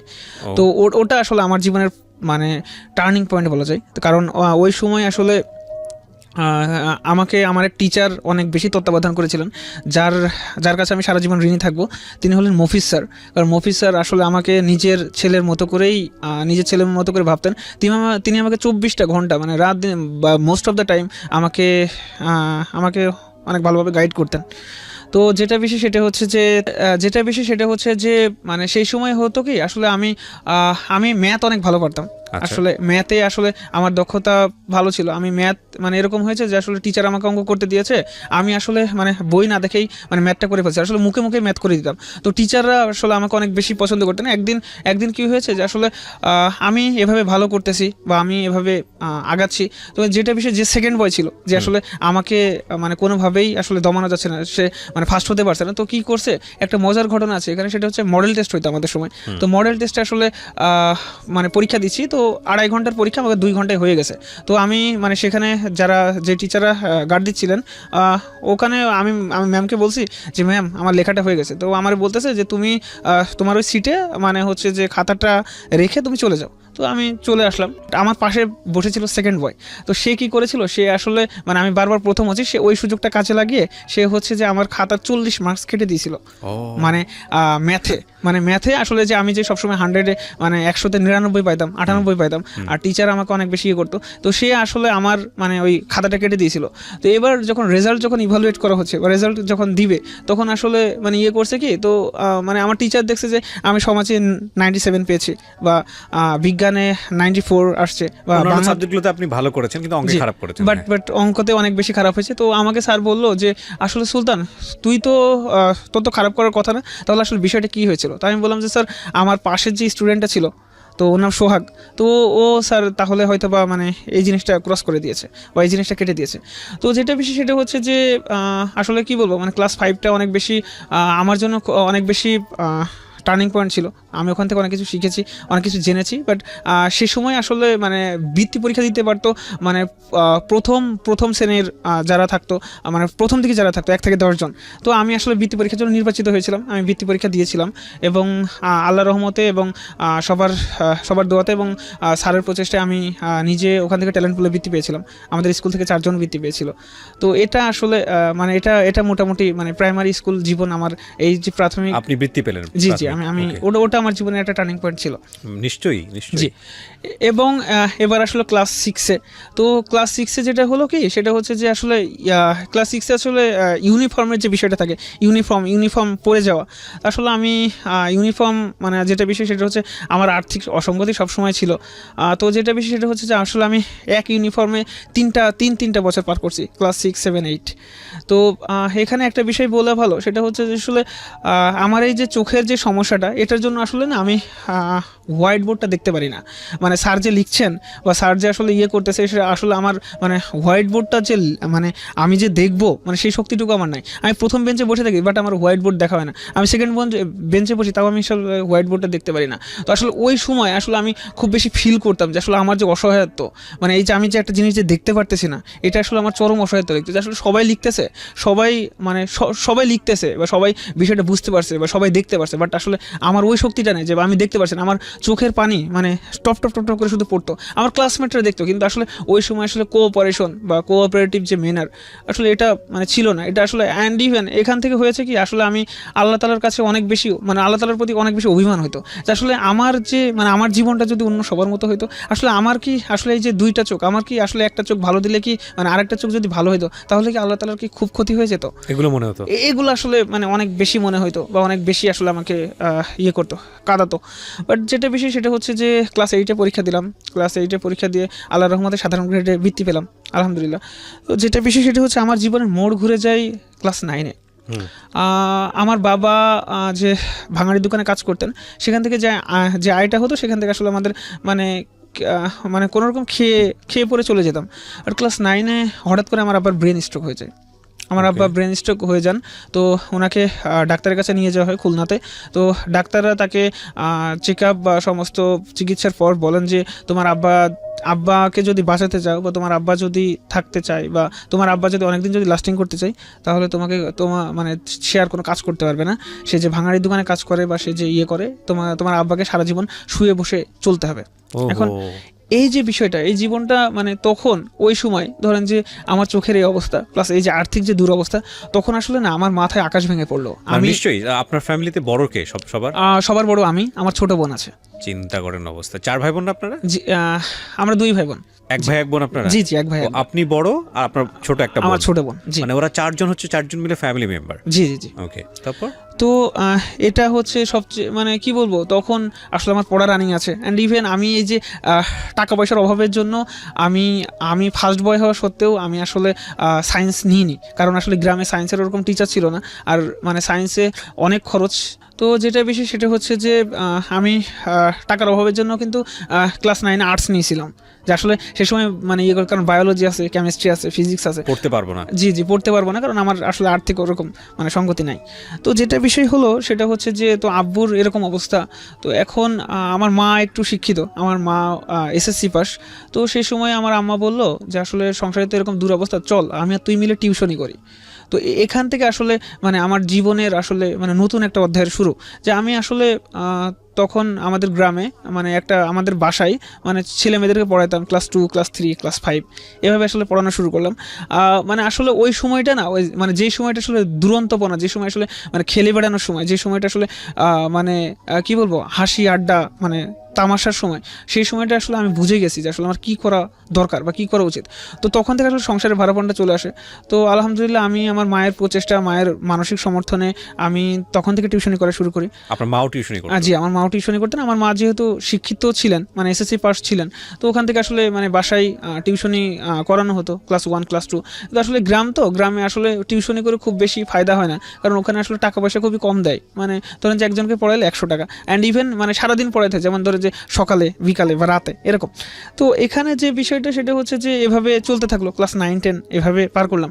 আসলে আমি অতিরিক্ত টিউশনের প্রতি মানে মোস্ট অফ দ্য টাইম আমি টিউশন করতাম, এই জন্য আসলে আমার একাডেমিক্যালি একটু আমি মানে মিসট্র্যাক হয়ে যায়। তো লেখাপড়ার দিকে, আপনার নিজের লেখাপড়ার দিকে সময় দিতে পারছেন? জি না, আমি নিজের লেখাপড়ার দিকে সময় আসলে দেওয়া হয়নি। তো এজন্য যেটা বেশি সেটা হচ্ছে যে আমার SSC পরীক্ষা দিয়েছিলাম 2012-তে যশোর বোর্ড থেকে, মানবিক বিভাগ থেকে। তো ওখানে আসলে রেজাল্ট খুব বেশি মানে হয়নি, 4.44 আসছিল out of 5। G, out of 5 4 আসছিল। তো যেটা বেশি সবাই তো এটা 4 আসছিল। তো এরপর ভর্তি হলাম উথলি কলেজ, মানে আমার বাসা থেকে প্রায় 8 কিলোমিটার দূরে। আচ্ছা। তো উথলি কলেজে ভর্তি হলাম। ওই যে সংসারের যে একটা ভাড়াপন, এটা কিন্তু আমার মাথায় আছে। আমি কলেজে এজন্য আমি ক্লাস করতে পারতাম না, আমার কলেজের আসলে উপস্থিতির সংখ্যা খুবই কম ছিল। আমি আসলে মানে এদিকে ব্যস্ত ছিলাম যে আসলে আমার বাবাকে কীভাবে সাপোর্ট দিব, আমার ফ্যামিলিকে কীভাবে সাপোর্ট দিব, আমার সংসার কীভাবে চলবে। আমার ছোটো বোনটা পড়ছে, আমার ছোটো বোন আমার থেকে 6 বছরের ছোটো, তো ও কীভাবে পড়বে। তো এই বিষয়টা আসলে সবসময় আমার মাথায় ঘুরঘুর করতো বা ইয়ে করতো। তো আসলে কলেজের একটা ইন্টারেস্টিং বিষয় আছে, কলেজে আমি ক্লাস করতাম না। তো অনেক দিন পর একদিন কলেজে গেছি, তো আমার ইংরেজি টিচার বলছে যে মানে অনেক দিন অ্যাবসেন্ট। তো সেদিন আসলে মানে বলছি যে স্যার মানে আমি অ্যাটেন্ডেন্স দিয়েছি। তো বললো যে আপনি তো অনেক দিন ক্লাস করেন না, কই থাকেন? বললাম স্যার বাসায়। তো স্যার মানে সেদিন অনেক অপমান করলেন, যে বললো যে সামনে একটা এক্সাম আছে, এক্সামটা দিয়েন। হ্যাঁ, তো যেটা বেশি সেটা হচ্ছে যে আসলে সেই সময় ইয়ে করলাম কি যে আসলে না, তাহলে এক্সামটা দিয়ে দেখি আসলে কি হয়। তো যেটা বেশি সেটা হচ্ছে যে এক্সাম দিয়েছিলাম, স্যারের ইংরেজি এক্সাম ছিল 80 মার্কসের। তো সেই সময় হলো কি স্যার সবার খাতা দিয়ে দিয়েছে। তো স্যার বলল যে আসলে এমন একজন ফার্স্ট হয়েছে বা এমন একজন আসলে মানে হায়েস্ট মার্ক পেয়েছে যে আসলে ক্লাস করে না বা তার কোনো অ্যাটেন্ডেন্স নাই বা সে সবসময় অ্যাবসেন্ট থাকে। সো সেই সময় স্যার যখন আমার নাম বলেন, আমি তো আসলে মানে অনেক বেশি হয়ে গেছি। তো স্যার আমাকে পুরস্কৃত করছিলেন বা স্যার আমাকে মানে অনেক বেশি সেদিন মোটিভেট করছিলেন। সো ওই দিন আসলে মানে ভেবেছিলাম যে আসলে না, আমার দিয়েও অনেক কিছু সম্ভব, আসলে আমিও অনেক কিছু করতে পারি। তো ফার্স্ট ইয়ারটা ক্লাস না করে এভাবেই চলছিল, কখনো প্রাইভেট পড়ার সামর্থ্য হয়নি। আসলে এই যে পরিবারের যে দুরবস্থা, প্লাস আমার এই যে চোখের কারণে আমি এখান থেকে ওখানে মুভ করতে খুব ভয় পাইতাম। আর আমার বাবা মা খুব বেশি ভয় পাইতো যে আসলে আমি যদি অ্যাক্সিডেন্ট করি বা আমি যদি আসলে মানে আসলে এই যে আমার যে চোখের দুরবস্থা, এটা আসলে অনেক বেশি অ্যাকিউট ছিল সে সময়। তো যেটা বিষয় সেটা হচ্ছে যে আমি ইন্টারমিডিয়েট ফার্স্ট ইয়ারটা এইভাবে পার করলাম, এবার সেকেন্ড ইয়ারে আসলাম। তো সেকেন্ড ইয়ারে আমার এক ফ্রেন্ড বললো যে চল আমি তোকে নিয়ে যাবো সাইকেলে করে, বা আমি তোর সাথে থাকবো, তুই চল প্রাইভেট পড়ি। তো ওর কথাই বা ওর ইয়েতে আসলে মানে প্রাইভেট পড়তে গেলাম শহরে। তো ওখান থেকে আসলে বুঝলাম যে আসলে কম্পিটিশনটা কী জিনিস, মানে ওখানে যারা পড়তো সবাই অনেক মেধাবী ছিল বা সবাই অনেক মেরিটোরিয়াস ছিল। তো ওখানে আসলে দেখলাম যে আসলে মানে কম্পিটিশনটা কী জিনিস বা কম্পিটিশন। তো ওখান থেকে আসলে পড়ার বিষয়টা একটু মাথায় ঢুকলো যে না, আমি টিউশনি করি, বাট এর পাশাপাশি একটু মানে পড়াশোনাটা সবচেয়ে মানে ভালো করে করি। অ্যান্ড ইভেন ভাইয়া যেটা বেশি সেটা হচ্ছে যে আমি মানে মোস্ট অফ দ্য টাইম টিউশনি করতাম। আমি মানে এই যে কলেজে থাকাকালীন মানে আমি রাত 10টার আগে কখনো পড়তে বসতে পারিনি, মানে আমার টিউশনের চাপ এত ছিল। মানে আমি ব্যাচ করে পড়াইতাম, তো সকালে একটা ব্যাচ, তারপর ধরেন যে মানে দুপুরে একটা ব্যাচ ছিল, সন্ধ্যায় একটা ব্যাচ ছিল, বা রাতে একটা ব্যাচ ছিল। এভাবে করতে করতে কি মানে আমি রাত 10টার আগে কখনো পড়তে বসতে পারিনি। তো ওই যে একটা কম্পিটিশনের যে মানে ভিত আমার ভিতর চলে আসছিল যে না, এখানে আসলে পড়াশোনা করাটা খুব দরকার বা এরকম জাতীয়। সো এই যে অ্যান্ড ইভেন ওখানে যে মানে ওই যে আমি যে শহরে যেই মানে যেখানে পড়তাম, তো ওখানে আসলে কি মানে ওখানে মানে টিচারের ওখানে রেসপন্স ভালো হতো, ওখানে পারফরমেন্স মানে মোটামুটি ভালোই করতাম। তো ওখানে স্যার আসলে আমাকে মোটিভেট করতো বা করতো। অ্যান্ড ইভেন পরীক্ষা নিলে আমি মোটামুটিভাবে ফার্স্টে হইতাম বা। তো ওখান থেকে আসলে স্যার মানে আমার মাথায় গেঁথে দিয়েছিল যে তুমি যদি চেষ্টা করো তুমি অনেক পারবে বা তুমি অনেক ভালো করবে। তো ওখান থেকে আসলে মানে ক্লাস তো আমি রাত 10টার পরে মানে প্রতি ইয়েতে পড়তে বসতাম। আসলে তখন কি মানে সারাদিন ক্লান্তির জীবনটা ছিল কি মানে ধরেন সকালে ঘুম থেকে ওঠা, আবার ধরেন যে টিউশন করানো, তারপর আবার খাওয়া দাওয়া করে আবার টিউশন করানো, তারপর বাবার ওষুধ কিনতে যাওয়া, তারপর মানে আবার নতুন ব্যাচ আসছে, আবার মানে নতুন কোনো ব্যাচকে আসলে টিউশন মানে করানো, তারপর আবার নিজে আবার প্রাইভেট পড়তে যাওয়া, তারপর আবার মানে রুমে আসা। তো এইভাবে আসলে আস্তে আস্তে না মানে যে সময়টা একটু খেলে ধুলে বন্ধু বান্ধবের সঙ্গে আড্ডা দিয়ে, জি জি, কিংবা আমাদের টিনেজ বয়সে যেটা হয় কোনো একটা মেয়ের প্রেমে পড়া, মেয়ে হলে ছেলের প্রেমে পড়া, জি জি জি, খুব ন্যাচারালি যেগুলো চলে আসে, সেগুলো আপনার জীবনে ছিল না। আপনার জীবনে ছিল হচ্ছে শারীরিক এই প্রতিবন্ধকতা নিয়েও সংসারের হাল ধরা, জি জি, অসুস্থ বাবার চিকিৎসা করা, জি জি, কিছু ইনকাম করা, এবং দিন শেষে নিজের লেখাপড়াটাও যে কোনো ভাবে হোক চালিয়ে নেওয়া। অবশ্যই। ইভেন ভাই যে আসলে আমি সবসময় একটা কথা বলি আপনাদেরকে, আমি সারা জীবন ধরেই বলেছি, সেটা হলো পৃথিবীতে আসলে আসল হিরো যারা, তারা আননোন। কোনো একটা কবিতায় সেদিন পড়ছিলাম যে ওই মানুষটার কন্ট্রিবিউশন কিন্তু আমরা মনে রাখি না। ধরেন আপনি পাবলিক ক্রাউড একটা বাসে উঠেছেন, হ্যাঁ, এবং আপনি খুব ওই সময়টাতে খুব ফিল করছেন, মানে খুব গিজগিজ করা, হ্যাঁ, এবং আপনি ফিল করছেন আপনি অসুস্থ, আপনি দাঁড়াতে পারছেন না, ফিল করছেন কেউ যদি আমাকে সিটটা ছেড়ে দিত, হঠাৎ করে দেখলেন যে পাশ থেকে একজন মানুষ আপনাকে সিটটা ছেড়ে দিয়ে বলছে, ভাই আপনি এখানে বসেন, আপনাকে দেখে মনে হচ্ছে আপনি অসুস্থ। এই মানুষটার কথা কোথাও লেখা থাকবে না, কিন্তু এই মানুষটা যে কত বড় একটা উপকার করলেন, এই ছোট ছোট ছোট ছোট অনেক বৃহৎ উপকার, এই মানুষগুলো কিন্তু আমার কাছে মনে হয় যে আসল মানুষ। আরেকটা ইন্টারেস্টিং বিষয়, এই কথাগুলো কেন বললাম, যে এই যে এরকম যে ঘটনাটা আমাদের সামনে আজকে এখানে উঠে আসছে সুলতান কবিরের, এরকম সুলতান কবির আমাদের সমাজে অসংখ্য আছে, কিন্তু তাদেরকে কখনোই বইয়ের পাতায় আপনি পাবেন না, তাদেরকে আপনি কখনো নাটক, গল্প, উপন্যাসের ক্যারেক্টারে পাবেন না। যাদেরকে মোটিভেশন হিসেবে আমাদের ছোটবেলা থেকে শিখে এসেছি পুঁথিগত বিদ্যাতে, তাদের জায়গাতে কখনো সুলতান কবিরকে পাবেন না। ডেফিনেটলি যাদেরকে আমরা পাই তাদের লাইফে হয়তো আরও বড় ড্রামা থাকে, অন্যরকম থাকে, অনেক বড় সাকসেস স্টোরি থাকে, সাকসেস স্টোরির জায়গায় অনেক বড় একটা ইকোনমিক ফিগার থাকে। কিন্তু কথা হচ্ছে ভাই, সবাই তো বিল গেটস হয় না, সবাই তো মহাত্মা গান্ধী হয় না, সবাই আমাদের সামনে যারা মোটিভেশন হিসেবে যাদেরকে উদাহরণ দেওয়া হয়, সবাই তো এটা হয় না, তাই না? সো আমার কাছে কেন জানি মনে হয় যদি মোটিভেশন নিতে হয় তাহলে ওই বিল গেটস কিংবা কেএফসির মালিক, কিংবা আপনি যদি বলেন মহাত্মা গান্ধী বা আরও যারা বড় বড় ফিগার আছে, মাও সেতুং, হ্যাঁ প্রয়োজন আছে, কিন্তু এগুলো আমার কাছে মনে হয় যে ইটস ভেরি আনটাচেবল, এগুলো জীবনও টাচ করা যাবে না আমাদের মতো সাধারণ মানুষের জায়গা থেকে। কালে কোশ্মিনকালে হইলেও দু একজন হতে পারে, কিন্তু যেহেতু সুলতান কবির হওয়া যায়, যেহেতু ওয়াসিম হওয়া যায়, তাহলে মোটিভেশন নিতে হলে এদের কাছ থেকে নেওয়া উচিত। আমার কাছে আমার ব্যক্তিগত ওপিনিয়ন, আপনি চাইলে ডিসএগ্রি করতে পারেন। সেজন্যই আমি বলি যে সমাজের চারপাশে অসংখ্য হিরো আছে আমাদের, কিন্তু আমরা আসলে চোখ মেলে দেখি না। যাই হোক সুলতান কবির, আমি ইন্টারাপ্ট করে ফেললাম, আপনি কন্টিনিউ করেন, বলেন। তারপর আসলে আমি এইচএসসি পরীক্ষা দিয়েছিলাম 2014 সালে, মানবিক বিভাগ থেকে পরীক্ষা দিই। তো মানবিক বিভাগ থেকে পরীক্ষা, যশোর বোর্ডে, জি জি যশোর বোর্ডে। তো মানবিক বিভাগে পরীক্ষা দিলাম। তো মানবিক বিভাগে পরীক্ষা দিয়ে একটা এখানে যেটা ফ্যাক্ট করলো যে আসলে কোচিং করতে হবে, বিশ্ববিদ্যালয়ে ভর্তি। এর আগে একটা কথা বলে নিই, সেটা হচ্ছে আসলে সংসারের যেখানে দুরবস্থা বা সংসারের যে এই যে অবস্থা, এখান থেকে আসলে মানে বাইরে পড়াশোনা করতে যাওয়াটা আসলে অনেক টাফ একটা, মানে চুয়াডাঙ্গা থেকে যে কোনো একটা পাবলিক বিশ্ববিদ্যালয়ে পড়তে যাওয়ার মতো। এন্ড ইভেন আমি ডিসিশন নিয়েছিলাম কি যে আমার বাবার যে দুরবস্থা বা তিনি যে বসে আছেন, তো আমি যেটা ডিসিশন নিয়েছিলাম কি সেটা হচ্ছে যে আমি মানে কোনো পাবলিক ইউনিভার্সিটিতে পরীক্ষা দেবো না। এন্ড ইভেন তখন আমি জানতাম না যে ঢাবি কি, রাবি করবি কি, যাবি কি বা জবি কি। তো আমি ডিসিশন নিয়েছিলাম আমি ডিগ্রিতে ভর্তি হবো, আচ্ছা। ডিগ্রি পড়বো, বা আসলে মানে সংসারের যে অবস্থা, এই অবস্থার কথা, মানে আসলে নিজেকে গুটিয়ে নেওয়ার যে। কিন্তু মানে আমাদের গ্রামে একজন টিচার আছেন, উনি ইসলাম বিশ্ববিদ্যালয়ে পড়ান বাংলাতে। তো উনি আমাদের ভাই হন সম্পর্কে। তো উনি বলেছিল যে সুলতান, তুমি হচ্ছে যে আমি তোমার হচ্ছে ঝিনাইদহতে ব্যবস্থা করে দিচ্ছি, তুমি আসো এখানে পড়ো বা এখানে কোচিং করো, ওখান থেকে আসলে তুমি পাবলিক ইউনিভার্সিটিতে পড়ার স্বপ্ন দেখো। তো আমি আসলে সেই সময় আসলে আমার যে আর্থিক যে দুরবস্থা, তো ওই সময় আমাদের একটা গাভী ছিল, গরু ছিল। তো আমার বাবা কি করলো যে আসলে ওই গাভীটা বা গরুটা বেচে দিয়ে মানে কিছু টাকা হলো, কারণ হচ্ছে মানে বাইরে গিয়ে যে আমি যে পড়বো, তো আমাকে আসলে মানে আর্থিক এটা দিবে কে। তো ওখান থেকে আসলে আমি গেলাম। তো কোথায় গেলেন কোচিং করতে? ঝিনাইদহ, জি ইউসিসিতে কোচিং করতে গেলেন গরু বিক্রি করে? জি, গরু বিক্রি করে আমি চলে গেলাম।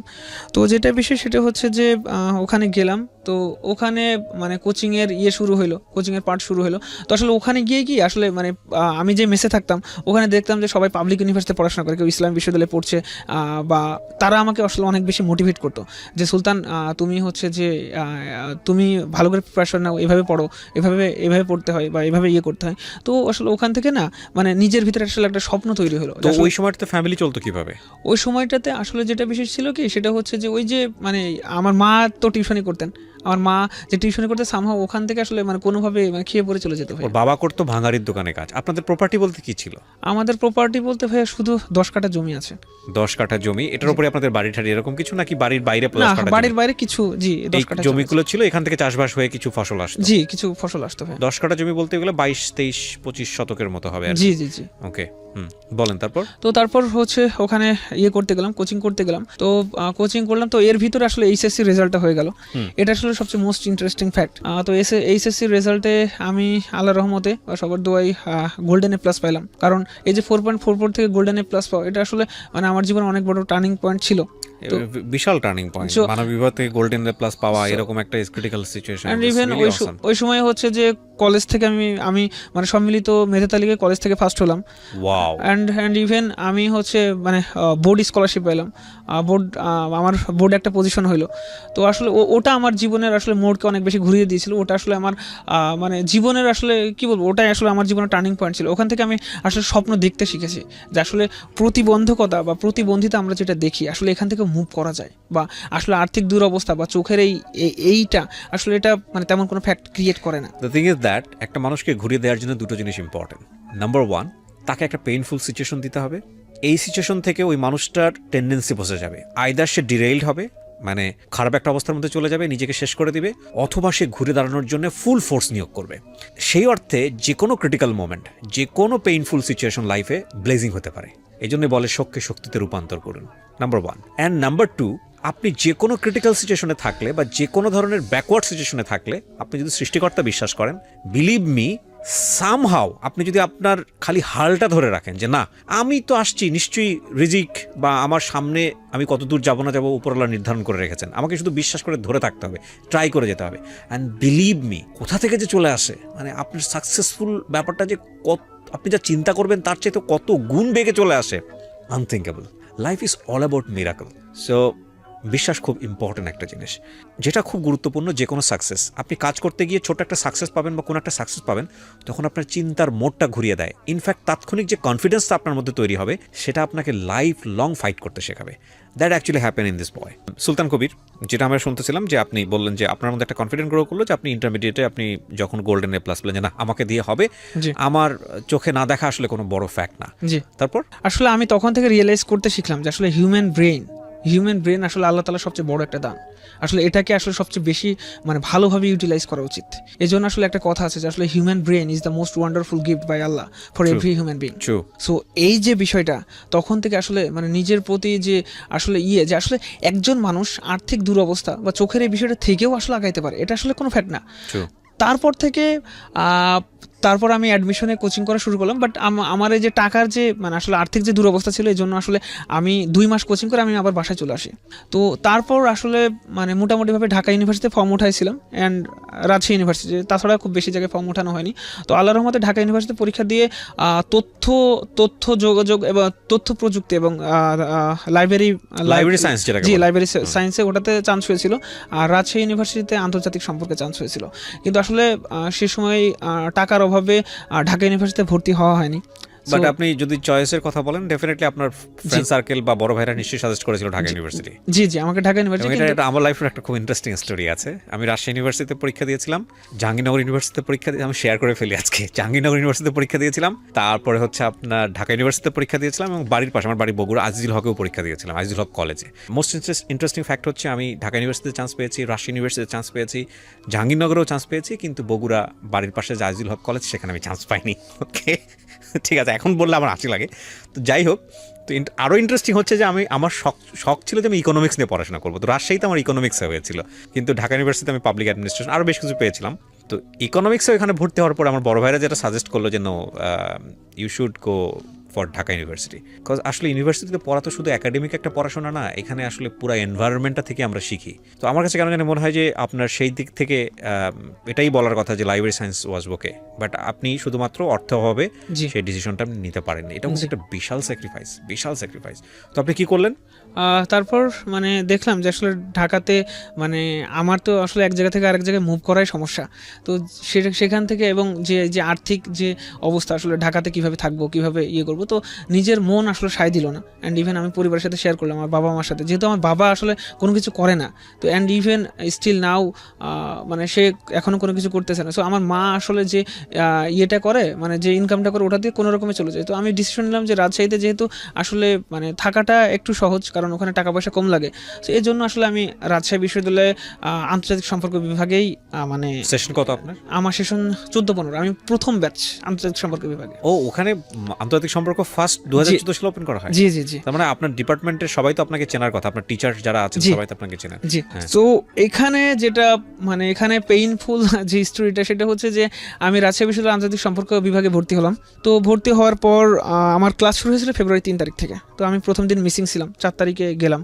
তো সম্পূর্ণটা ইংলিশ ভার্সনের পড়াশোনা ছিল। সবসময় তাই, পাবলিক বিশ্ববিদ্যালয়ে কিন্তু এই বিষয়গুলো তাই হয়। আমার তো আসলে ক্লাসের লেকচারগুলো সবগুলো মাথার উপর দিয়ে যায়, আমি তো ক্লাসের লেকচার কিচ্ছু বুঝি না, কারণ আমি মানে ছোটবেলা থেকে বাংলা ভার্সনে পড়ে আসছি। আর ইংরেজির দক্ষতা মানে ছিল, কিন্তু এই যে মানে আসলে কি মানে আমরা যখন মানে পাবলিক ইউনিভার্সিটি তো আসলে মানে বিভিন্ন রিজিয়ন থেকে, মানে সারা বাংলাদেশের বিভিন্ন রিজিয়ন থেকে মানুষ যায়, এক একজন আসলে এক এক রকমের হয় বা এক একজন এক এক গড়নের হয়। তো আসলে এর জন্য কি আমি যে বললাম, ওই যে আমি হীনমন্যতায় ভুগতাম যে আসলে মানুষ আমাকে কীভাবে ট্রিট করবে, কীভাবে দেখবে। তো ওই বিষয়টা না আমার খুব মানে বেশিভাবে কাজ করতো। তো আমি ওখানে আসলে মানে ইংলিশ ভার্সন আমার তো আসলে মানে ভালো লাগে না, মানে আমি তো আসলে বুঝি না, সব তো মাথার উপর দিয়ে যায়। টিচার হোয়াইট বোর্ডে লিখতেছে, আমি কিছু দেখতেছি না। ইনফ্যাক্ট প্রথম বর্ষটার যেরকমই যায় এন্ড ইভেন যে আমি যে কারোর সাথে যে কোঅপারেট করবো, সে কোঅপারেট করার কোনো ইয়ে নেই, কারণ আমি কাউকে চিনি না, কেউ আমাকে চেনে না, বা আমি কাউকে জানি না। তো যেটা বিষয় আমি মানে ভয় পেয়ে বা মানে বড্ড বেশি ভয় পেয়ে আমার সবকিছু মানে আমি সবকিছু ছেড়ে দিয়ে আমি বাসায় চলে যাই, মানে সব বাদ, মানে পড়াশোনা করবো না। তো আমি আমার আম্মাকে গিয়ে বলতেছি যে আম্মা, আমি পড়াশোনা করবো না, তুমি আমাকে এখানে ডিগ্রি ভর্তি করে দাও, আমি আগে যেভাবে প্রাইভেট পড়াইতাম আমি ওইভাবে পড়াবো, আমি সংসারে এভাবে হাল ধরবো। তো আমার আব্বা বলতেছে, তোমাকে এত কষ্ট করে ভর্তি করাই দিলাম, এভাবে ঋণ নিয়ে তোমাকে হচ্ছে যে আসলে মানে ওখানে অ্যাডমিট করালাম, তুমি আসলে মানে তুমি এভাবে আসলে নিজে হেরে মানে চলে আসবা এভাবে। তারপর আমাকে আবার পাঠিয়ে দিল, আবার 2 দিন ক্লাস করলাম, আমার তো মাথার উপর দিয়ে আরও যায়, মানে ইংলিশ ভার্সন আমি কিছুই বুঝি না। তারপর আমি চলে গেলাম বাসায়, আবার চলে গেছি। ইভেন তখন যেটা বিষয় হয় কি, আমি চলে আসছি, তো ধরেন যে প্রতিবেশী বা আসলে যে সারাউন্ডিংস ম্যাটার্স বা এনভায়রনমেন্ট ম্যাটার্স।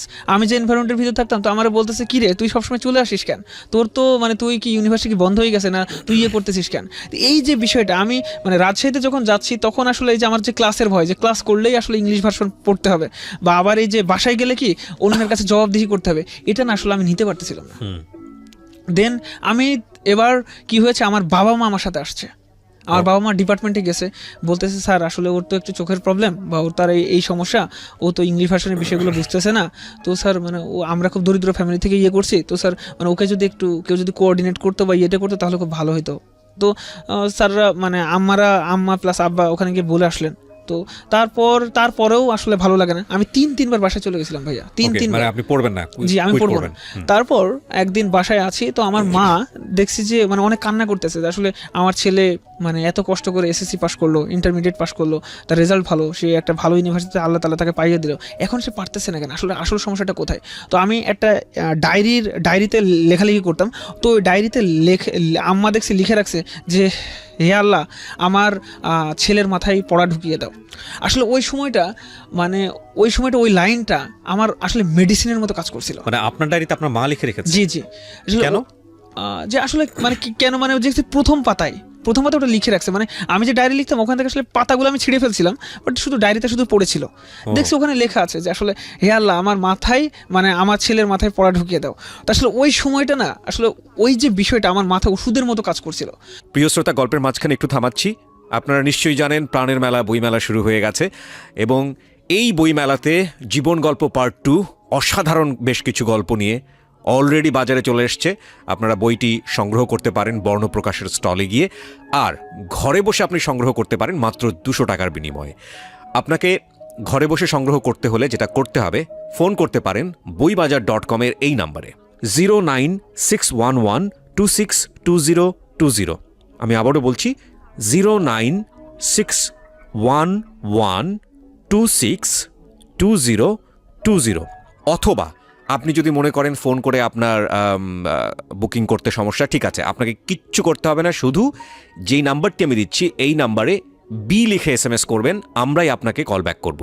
ওকে, আমি নাম্বারটি বলছি 01617257525। আমি আবারও বলছি 016127525525। এই নাম্বারটিতে বি লিখে SMS করতে হবে। এবং যারা ঘরে বসে বইটি সংগ্রহ করতে চান, অবশ্যই খেয়াল রাখবেন বইটির যে মূল্য রাখা হয়েছে সেটার অর্ধেক অর্থ আপনাকে অগ্রিম পাঠাতে হবে, অর্থাৎ 100 টাকার মতো আপনাকে অগ্রিম পাঠাতে হবে। ওকে, আবারও গল্পে ফিরছি আমরা। তারপর আমি আম্মাকে বললাম যে আম্মা, আমি চলে যাব, আমি গিয়ে ওখানে পড়াশোনা করব। তো এখানে আমার জীবনের মোড় পরিবর্তন করার ক্ষেত্রে এখানে যদি বলি, সেটা হচ্ছে যে আমার এক টিচার, ইউনিভার্সিটির একজন টিচার, আমার ডিপার্টমেন্ট টিচার আমার জীবনের মোড়টা ঘুরিয়ে দিয়েছে। সেটা হচ্ছে যে তিনি ক্লাসে আসলেন, ক্লাসে এসে মানে বলতেছে যে তোমার বাবা মা তো আসছিল, তো বলছে যে আচ্ছা বাবা, তুমি কি হচ্ছে হোয়াইট বোর্ড দেখতে পাও? বললাম স্যার আসলে আমি হোয়াইট বোর্ড দেখতে পারি না। বলছে তুমি তো অনেক ক্লাসগুলো মিস করে ফেলেছো, তো তুমি এক কাজ করো, তুমি হচ্ছে ক্লাসের আগে বা ক্লাসের পরে আমার সাথে দেখা করো, আমি তোমাকে ক্লাসের বুঝিয়ে দিব। আর তোমার যদি আসলে হোয়াইট বোর্ড যদি দেখতেই সমস্যা হয়, আমি যে ক্লাসে যে ডেলিভারি দিচ্ছি আমি বলবো, তুমি লিখবা পরে। এই যে বিষয়টা, এই যে টিচারের যে সাপোর্টটা, প্লাস এই যে মায়ের লেখা যে লাইন, বা মায়ের লেখা যে আসলে ওই যে লাইনটা, ওটা আসলে আমার এই দুইটা আসলে সবসময় মেডিসিনের মতো কাজ করলো। তো একদিন কি হলো, একদিন স্যার ক্লাসে টেস্ট নিয়েছে, ইনকোর্স না, ক্লাসে এমনিতে টেস্ট নিয়েছে। তো ক্লাস টেস্টে স্যার কোশ্চেন করেছে, আমি অ্যান্সার দিয়েছি।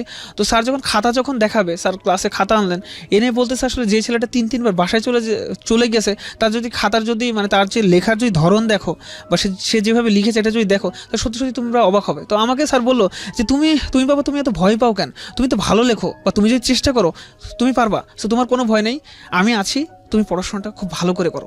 এই যে তখন থেকে আসলে আমি না একটা ভরসা, মানে একটা খুঁটি খুঁজে পেলাম যে আসলে না, সামথিং উইল হ্যাপেন, ইনশাল্লাহ সামথিং উইল হ্যাপেন। সো তারপর স্যারের এই যে মোটিভেশন, স্যারের কাছ থেকে আসলে রেগুলার অ্যাডভাইস নেওয়া, স্যারের কাছে যাওয়া।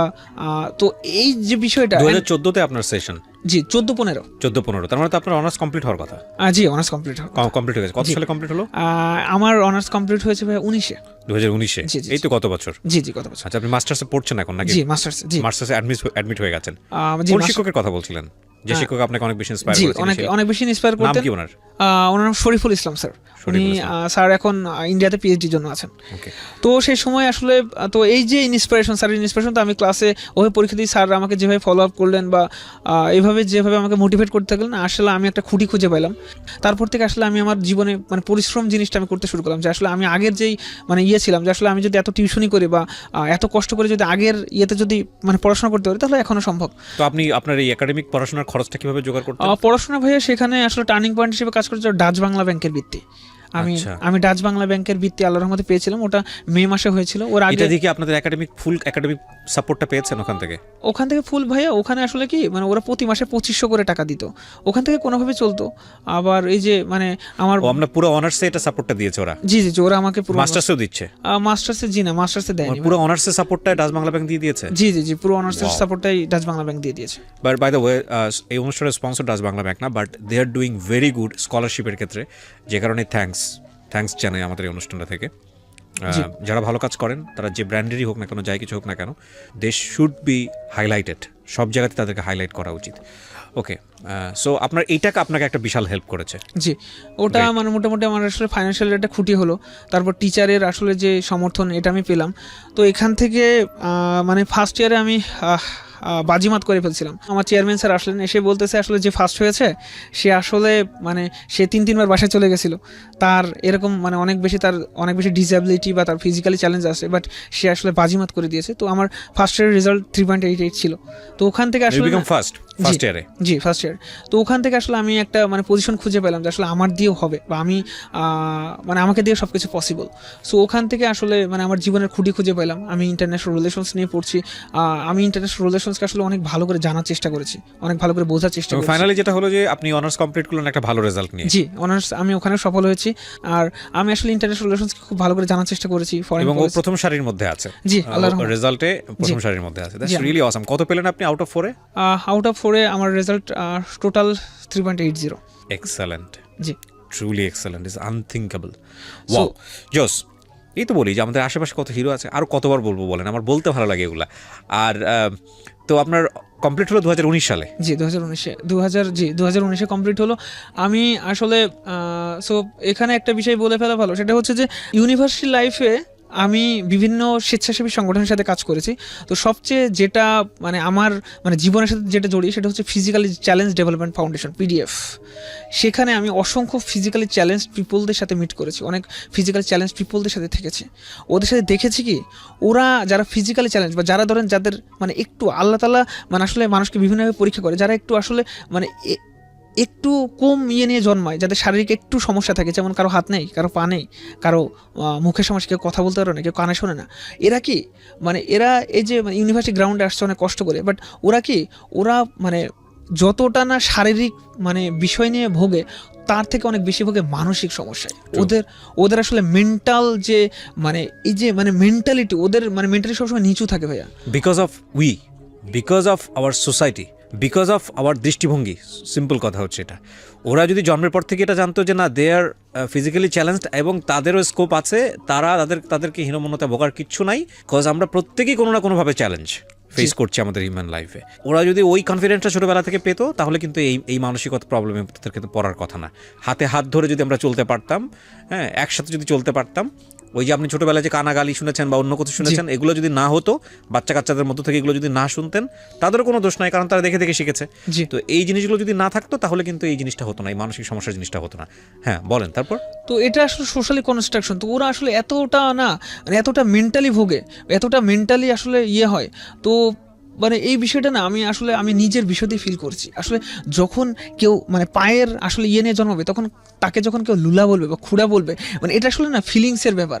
মানুষ আসলে এটাকে সোশ্যালি কনস্ট্রাক্টেড করে দিয়েছে, মানুষ এটাকে বানিয়েছে। এটা আসলে মানে তো আমরা যদি প্রথম মানে সমাজ বা মানুষ যদি তাদেরকে যদি প্রথম দিক থেকে যদি সুযোগ দিত, তাহলে হয়তো বা মানে এই বিষয়টা কখনো হতো না। তো ওই বিষয়টা আমার খুব লাগছে। অ্যান্ড ইভেন আমি ওখান থেকে নিজেকে ডেভেলপ করার চেষ্টা করেছি যে আসলে আমি মানে আসলে এমন কিছু করব বা আসলে এমনভাবে আগাবো যাতে আসলে মানে আমি যাতে ফিজিক্যালি চ্যালেঞ্জ পিপলদের নিয়ে যাতে কাজ করতে পারি। ওরা মানে ওদের ওই বিষয়গুলো আসলে না আমাকে খুব টানে, কারণ আমি এই বিষয়গুলো আসলে নিতে পারি না। আসলে মানে ওর ভিতরে মানে আসলে আমি যেটা মনে করি, they have enough potential, they have enough merit, but the fact is that তারা আসলে সেই সুযোগটা পাচ্ছে না, তাদেরকে সেই সুযোগটা দেওয়া হচ্ছে না। এটা আসলে মানে সবচেয়ে মানে কি বলবো মানে সবচেয়ে আনফর্চুনেট একটা থিং। তারা আসলে মানে পাচ্ছে না। আপনি যদি আমাদের পলিসি লেভেল দেখেন, আমাদের যে ডিসিশন মেকিং দেখেন, বা সব জায়গাতে আপনি কয়জন ডিসেবল বা কয়জন ফিজিক্যাল চ্যালেঞ্জ পিপলদেরকে পাবেন। আমি এই অনুষ্ঠানে একটা জিনিস বলতে চাই, আমাদের মাননীয় প্রধানমন্ত্রী এইসব ব্যাপারে যথেষ্ট রকমের উদার, এবং আমি যদি ভুল না বলে থাকি, আমি আসলে খুব বেশি স্টাডি করি তা না এইসব জায়গাগুলোতে, তবে আমি যদি ভুল না করে থাকি, উনি যতগুলো বিষয়ে ওনার সম্পর্কে পড়েছি, লাইক প্রতিবন্ধীদের নিয়ে ওনার যে অ্যাক্টিভিটিসগুলো, বিশেষ করে ওনার মেয়ে সাইমা ওয়াজেদ পুতুল, সো ওনার যে ব্যাপারগুলো সেগুলো কিন্তু খুবই খুবই মানে আশা জাগানিয়া। কিন্তু বিষয় যেটা হচ্ছে যে একটা স্টেট ফ্রেমওয়ার্কের যদি আমরা চিন্তা করি যে আসলে প্রত্যেকটা আমরা যখন যত লেভেলেই কাজ করব, যত কিছুই কাজ করব, আমরা যখন সেটা পিপল ওরিয়েন্টেড ওয়ার্ক যদি আমরা বলি, সেই সময়টাতে আমাদের এই স্পেশালি অ্যাবল যেসব ছেলেমেয়েরা আছে তাদের কথা মাথায় থাকে কিনা, এইটা হচ্ছে আমাদের সবচেয়ে বড় কনসার্ন হওয়া উচিত, যে যাতে করে সব লেভেলে তাদের একটা অংশগ্রহণ থাকে। আমি এই কথাটা কেন বললাম, এই প্রসঙ্গ থেকেই আমি একটু আপনার কাছ থেকে জানতে চাই, আপনি মাস্টার্স কমপ্লিট করার পরে ক্যারিয়ারটা কোন দিকে নেওয়ার চিন্তা করছেন? ভাইয়া আমি আসলে একাডেমিক পড়াশোনা মানে যেহেতু মানে আসলে আমার একাডেমিকে নলেজ ভালো, তো যেটা বেশি সেটা হচ্ছে যে মানে আমি যেহেতু প্রতিবন্ধীদের নিয়ে মানে প্রতিবন্ধীদের বিষয়গুলো খুব টানে, তো আমি আসলে মানে আমার একটা ইচ্ছা আছে যে আমি বিদেশে গিয়ে পড়াশোনা করতে চাই, বিদেশে মাস্টার্স বা বিদেশে পিএইচডি করার জন্য আমি যেতে চাই। আমি আসলে একজন মানে রিসার্চার হইতে চাই, যে আসলে রিসার্চার, জি গবেষক। জি আমি একজন গবেষক হইতে চাই, মানে একজন একাডেমিশিয়ান হিসেবেই লাইফটা চিন্তা করছেন এই মুহূর্তে। জি আমি অল্টারনেটিভ থিংকিংও তো নিশ্চয়ই থাকে, লাইক আমরা দেখি একটা ভালো ছেলেমেয়েরা অনেক সময় বিসিএস করছে, জি জি ফার্স্ট ক্লাস গেজেটেড অফিসার হচ্ছে, আপনাদের কি সেই সুযোগটা আছে আপনার চোখের এই সমস্যাটা নিয়ে? জি আমার যেটা বিষয় সেটা হচ্ছে যে আমার মনে হয় যে আসলে আমি ডিরেক্টলি আসলে যারা ফিজিক্যালি চ্যালেঞ্জ পিপল আসলে এদেরকে আসলে ডিরেক্টলি আমি ডিরেক্টলি এদের সেবা করতে চাই ভাই।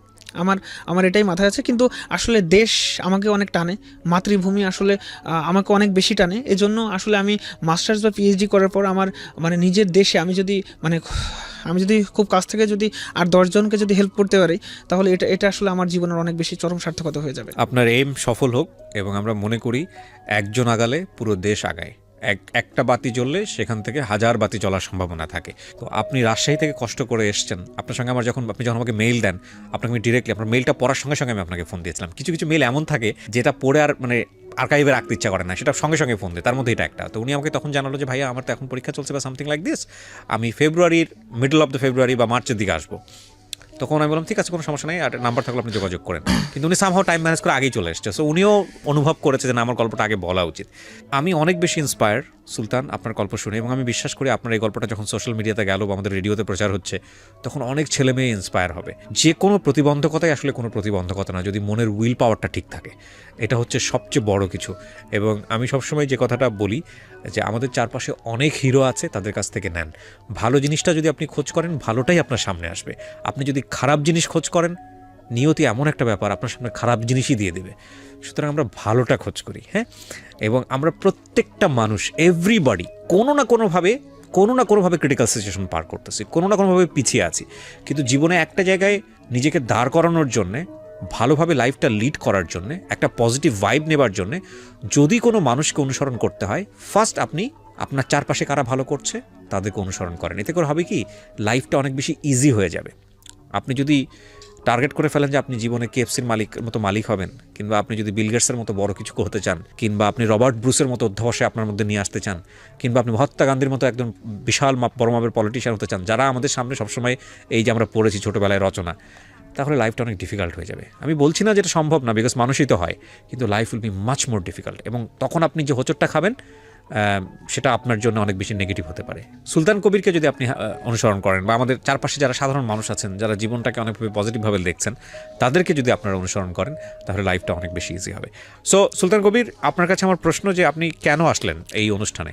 আমি এসেছি যে মানুষকে মোটিভেট করতে, কারণ আমি আমার জীবনে আসলে অনেক কিছু ফেস করেছি। আমার আর্থিক দুরবস্থা ছিল, আমার শারীরিক প্রতিবন্ধকতা ছিল, এটা এখনও আছে। কিন্তু যেটা বিষয় সেটা হচ্ছে আমি মানে আমার মনের ভিতর দিয়ে যেটা ফিল করছি সেটা হচ্ছে যে আসলে এডুকেশন, এই যে নেলসন ম্যান্ডেলার ভাষায় একটা কথা আছে যে আসলে education is the most powerful weapons which you can use to change the world.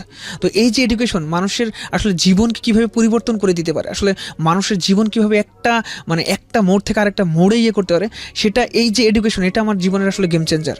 So আমি আসলে মানুষের কাছে এটাই মেসেজ দিতে চাই যে আসলে will power is a great power. আমি আসলে একটাই বলতে চাই, সেটা হচ্ছে যে ফিজিক্যালি চ্যালেঞ্জড, আর্থিক দুরবস্থা বা অনেক বেশি ভেঙে পড়েছেন, অনেক বেশি ডিপ্রেশনের ভিতরে আছেন, কখনো আসলে পরাজয় মেনে নেন না। কারণ আসলে পরাজয় মেনে নেওয়া আসলে জীবনের কোনো ধরনের কোনো পার্ট হইতে পারে না। আসলে পরাজয় মেনে নেওয়া জীবনের কোনো সলিউশন হইতে পারে না। জীবনের সলিউশন ওইটাই যুদ্ধ করে যাওয়া, শেষ নিঃশ্বাস পর্যন্ত যুদ্ধ করে যাওয়া, শেষ নিঃশ্বাস পর্যন্ত হাল না ছাড়া, never give up, never and ever give up. কারণ while there is life there is hope. আমার যে লক্ষ্যটা আছে, আমার যে উদ্দেশ্যটা আছে, আমি সেটাকে অনেক ভালো করে ইয়ে করব ইনশাল্লাহ। আমি এস্টাবলিশ হয়ে আমার নিজের জন্য কাজ করব এবং ফিজিক্যাল চ্যালেঞ্জ মানুষের জন্য কাজ করব। জি, থ্যাংক ইউ সুলতান কবির। আমার মনে হয় আপনি আমার থেকে অসাধারণ করে বলেছেন এবং I am really motivated by you.